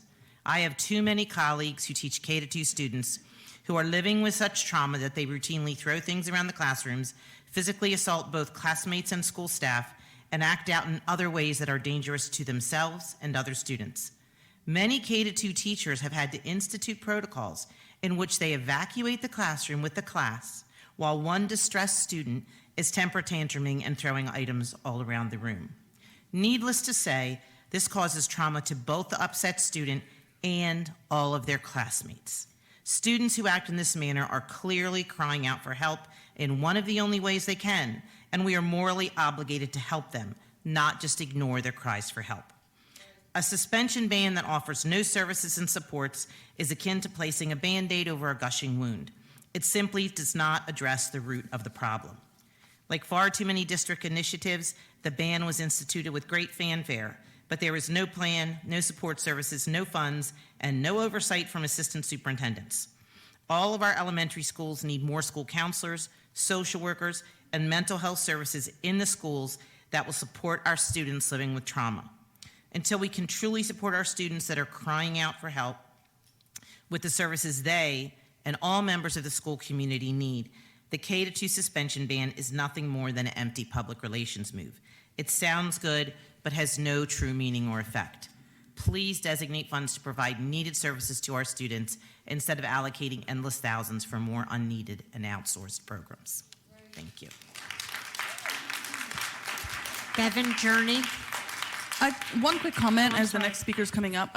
Again, something to flag for the Achievement Committee. So recently we went to West Philly Elementary School for our recent school visit, and this is the number one thing that we heard from that school principal, saying that, you know, again, as Ms. Lubert has pointed out, like, she believes in the overall idea of it, but she said, number one, there's no resources to support when the students are in the classroom. And she said, number two, that it was her only ammunition to actually get the parents to come in. So she believes that the suspension is more for the parent, to get the parent to come in to create an action plan. And so we heard that there's a lot of struggle around this from that principal, and I think it's something that we should think about.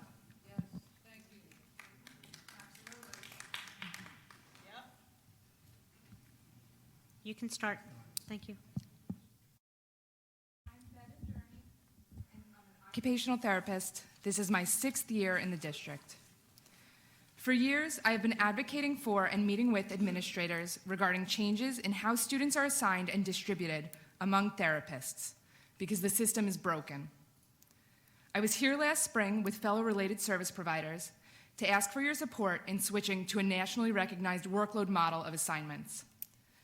A workload model considers each student's individualized needs, like how much help, equipment, or staff training they require. The district currently uses a caseload model with an impossibly high cap in which no student needs are considered. Each student is weighted the same, regardless of their individualized needs. Can you imagine every teacher in the district having the exact same number of students in their class? Is that equitable? Would that work for the students? I was here to advocate for change, but that change did not happen. So today I'm here to help you understand the impact that has had on my students. Because we don't use a workload model, we started the school year at the lowest staffing of occupational therapists in memorable history. Last year, we had 32 therapists, and I came to you to beg for help. Now we have 27. This week, the remaining uncovered sites and students were reassigned to our already overburdened caseloads. We've had a 15% decrease in therapist staffing. Can you imagine a school losing 15% of its teaching force? What would happen to those students? We don't need 2 or 4 or 6 more therapists. We need radical change. Because we don't use a workload model, my site assignment has changed 5 times since September, as therapists are shuffled around to cover up for the district shortfall. Can you imagine reassigning a teacher to 5 different classes by December or November 21st? How effective would that teacher be? Because we don't use a workload model, I have had over 30 evaluations to complete so far this year. Every evaluation requires my one-to-one attention for 3 to 5 hours. Can you imagine how much instruction a teacher could provide if they had to spend every day conducting 5-hour-long one-to-one tests for every student in their class?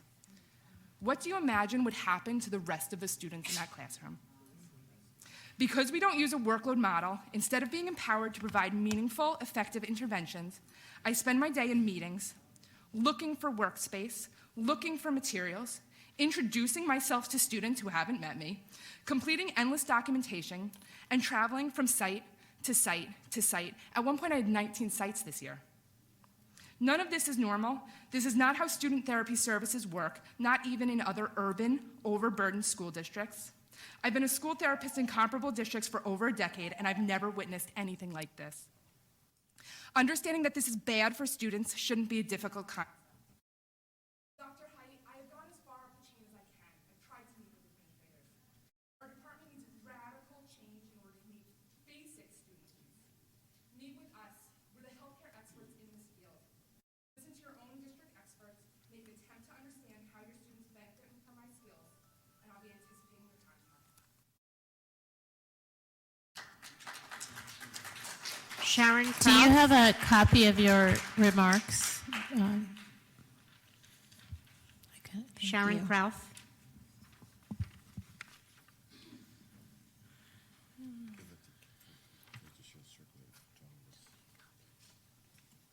Good evening.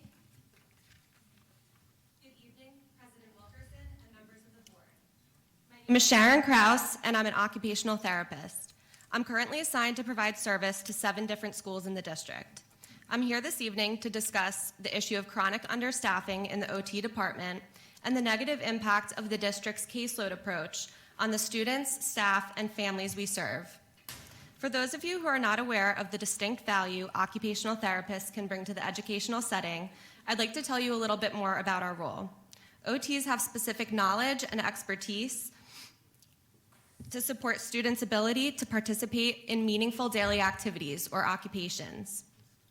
We work with students to restore function after injury or disability, modify the environment, and provide access and training in the use of assistive technology and devices.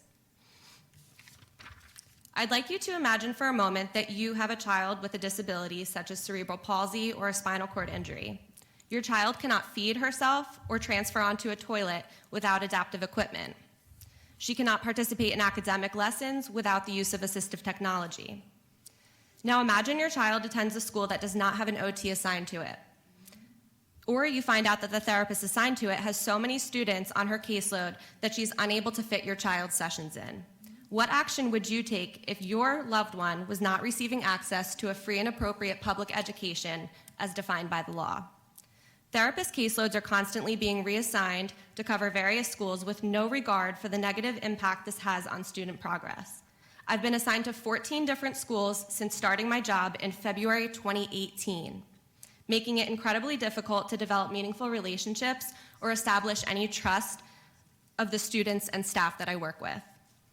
Additionally, there have been multiple schools that have gone for periods of months or more without any therapists assigned to them.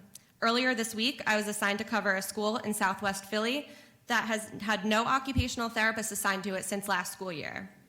The district has also failed to provide coverage during periods of extended absence, such as therapist maternity leaves or medical leaves.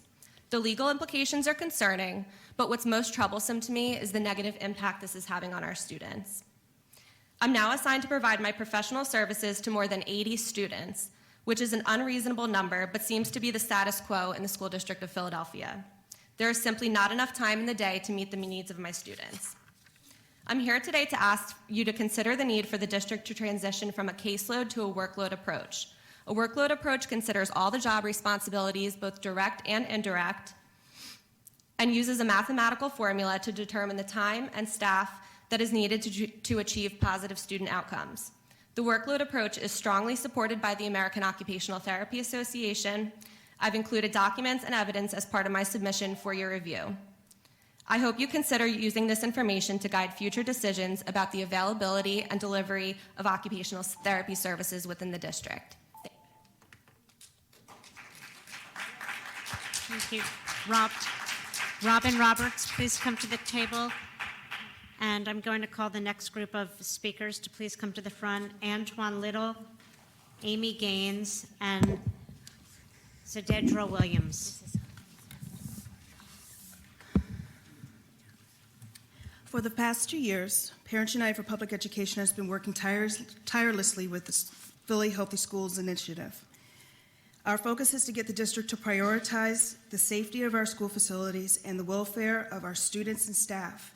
We have regular meetings with Ms. Floyd and Mr. Creedon to evaluate how we can work together on our collective goal, which is the safety in Philadelphia school buildings.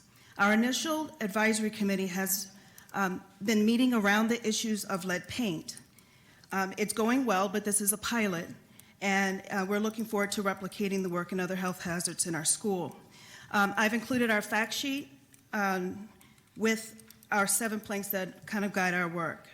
The district recently released the Environmental Safety Improvement Plan that appears to address the facility issues in many of our buildings, but there are already concerns. The district seems to be playing catch-up, giving attention to things like never events, which is when a teacher or a student is diagnosed with a life-altering disease, or when inspectors and parents make a public fuss and raise serious facility concerns. In regards specifically for asbestos, it was stated that the HERA inspections would be increased and that there would be immediate follow-up. For months, we've been trying to obtain a listing of the schools with the most dire needs of asbestos abatement.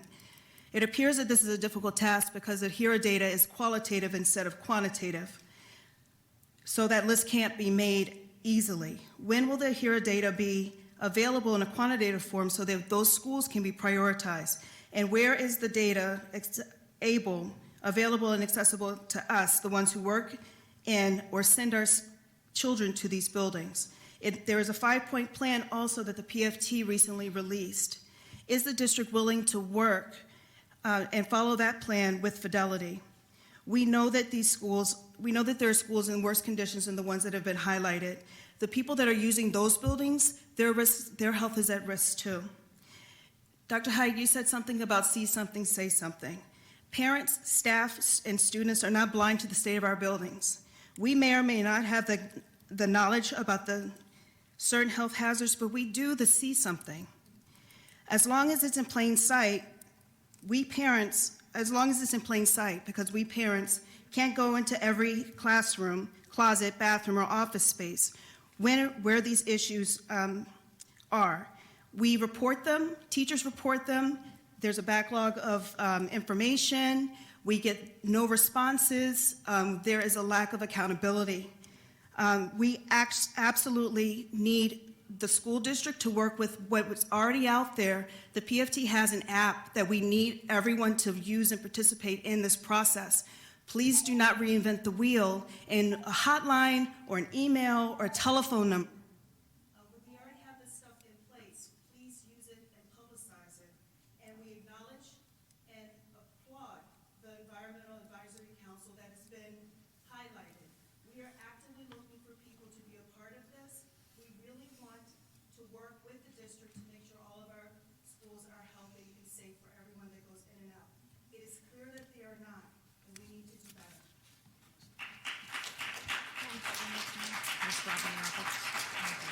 Antoine Little.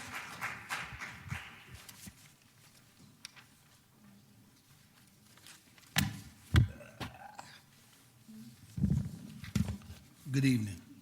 I want to first start off by thanking Dr. Byrd, Assistant Superintendent, Ms. Coleman Brown, and Danielle Floyd for stepping into a hostile situation at TM Pierce and dealing with it head up. You know, and they can attest to this. Their first couple meetings were not pleasant meetings. But missing from those meetings were, and Dr. Height, you came to the school the other day and we spoke about this, but Dr. Height was missing the first couple meetings and he apologized for that. But also missing was a representative from this board, Mr. Otis Acme. These are people that the parents needed to hear from when we were going through troubling situations. Earlier this year, I gave testimony when my son was shocked in TM Pierce by a faulty electrical outlet. And I thought that the district had maybe got it. But here we are some months later and we're still having conversations about unsafe schools, about asbestos, about lead. We're still having the same conversations. as the gentleman said a few minutes ago, there is zero confidence in this district, in this board, in Dr. Height, and the leadership of this board. Nothing is said, nothing that will be said will be taken seriously, because the issues that are affecting our public schools today are not being addressed. So the district has an obligation to stand up and be there for our most vulnerable people, our children. We had some questions that that we came up with, and some were asked, but I would like to have them on the record here at the board. We need more transparency for students, for staff, and teachers. There needs to be more transparency, because in the beginning of this process, there were lies being told all over the place. We didn't believe anything that was being said. There needs to be more transparency, because there's still information and records and data that still hasn't been presented, like the person spoke earlier about air quality tests. We have issues and questions about the new facility in terms of communication, in terms of security, the supplies and everything that the teachers need going to this new facility. Will they have the adequate equipment that they need to be able to educate our children properly, even though they're being, moved to a different facility?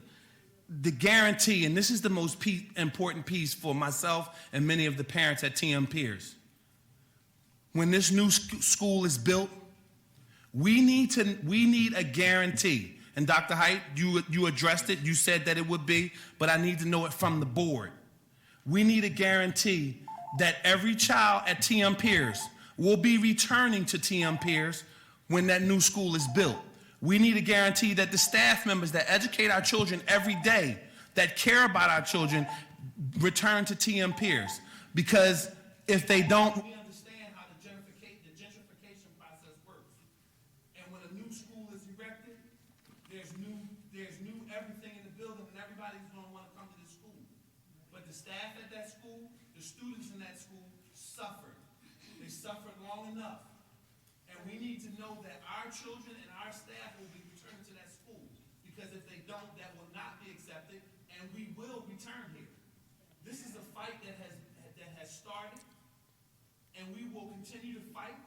We're going to continue to stand up for our children, but what we need to know is that our district, our board, our superintendent, and anyone else who works for this district has the best interest of our children at hand. And we need to know that when we turn around and we come down here and we ask questions, that people are taking parents seriously, and that they're going to be truthful. I'm going to end, but one of the first things that was said to the few staff people that came to TM Pierce, we asked for several things: be upfront, be honest, and be truthful. If you can't do those three things, then there's no need for you to come to our school and tell us anything. Because the parents of TM Pierce are not stupid, we're not crazy, and we care about our children. But this is a district-wide issue that needs to be addressed. It needs to be addressed now. All toxic schools need to end. I should not be watching a Good Morning America show and see a teacher that says she has yet to hear from anyone from this board about her condition. That's not acceptable. And then one thing I learned throughout my labor career and being a leader, what you have to do is put a human side to every situation. We can talk black and white, we can talk numbers, we can talk all of that. But when you put a human side to things, and listening to that lady this morning, that is the human side to it. The human side to it is that lady said she don't know if she's going to make it till tomorrow. She doesn't know. Her son came to her and asked her about a ring for a wedding, because he don't know if she's going to be here when it's time for him to get married.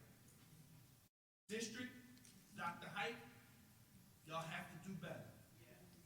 Not by the parents, but by the children. Because that's what it's about. Thank you.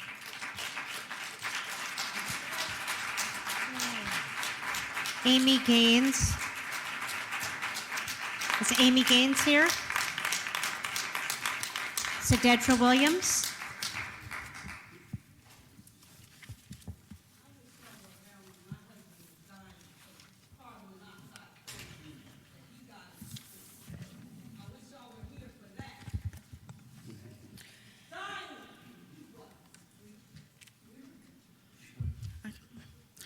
Hello, my name is Sadidra Williams, and I'm a special ed assistant.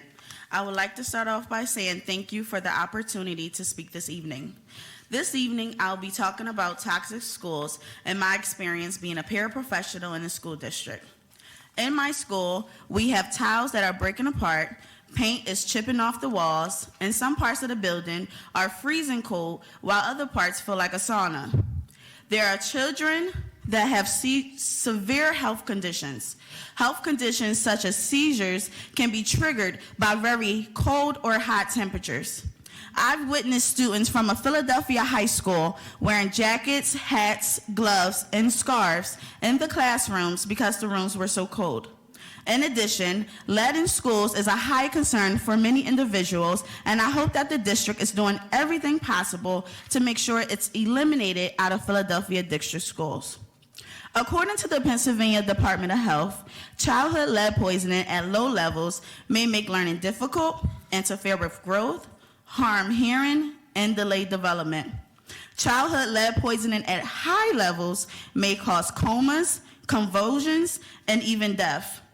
I love being a special ed assistant, and the students I work with inspire me to go hard to try and make sure they're in a hazardous-free school each and every day. As a special ed assistant, even though I go hard for my students, I sometimes question if the Board of Education go hard for its staff. Paraprofessionals are not being paid livable wages, paras are not respected, and paras aren't trained or paid properly to do tasks such as tube feedings and other medical tasks. Bilingual counseling assistants need to stop getting translation requests from the Office of Translation and Interpretation at 440. As mentioned in the ParaPower Manifesto, any translation job sent by 440 should be optional and paid as overtime. Also in the Para Manifesto, bilingual counseling assistants need office space to keep educational materials and have confidential meetings with parents. Although this is already part of the current contract, most of the BCAs don't have an appropriate space to work and end up sitting in corridors or in the main office where they are used as administrative staff. Every para in each school should be able to have a locker to secure their personal belongings. Paras should have a yearly allocated amount of money to buy things that our students need to achieve. And as a reminder to all of you, paraprofessionals need a living wage. We need change and we need it now. Thank you.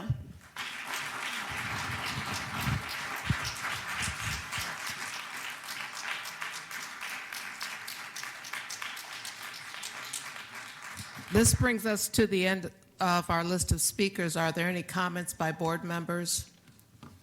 I want to thank everybody for coming out today. It's not been an easy meeting. I think I can say that on behalf of the board. But we hear you. We accept the challenge that we have to do better. On behalf of the board, I'd like to invite you to next month's committee meetings. The Finance and Facilities Committee meeting will be held on December 5th at 3 p.m. and our Student Achievement and Support Committee meeting will be held on December 5th at 5 p.m. Both meetings will take place in the board's committee room downstairs in Suite 101. Please visit our website for the full calendar. I'd also like to make a quick announcement about our upcoming December action meeting. The board will hold its organizational and action meeting on December 12th at 5 p.m. I now move to adjourn the meeting of the board. Do I have a second? All in favor? Aye. Thank you. The Board of Education meeting is adjourned.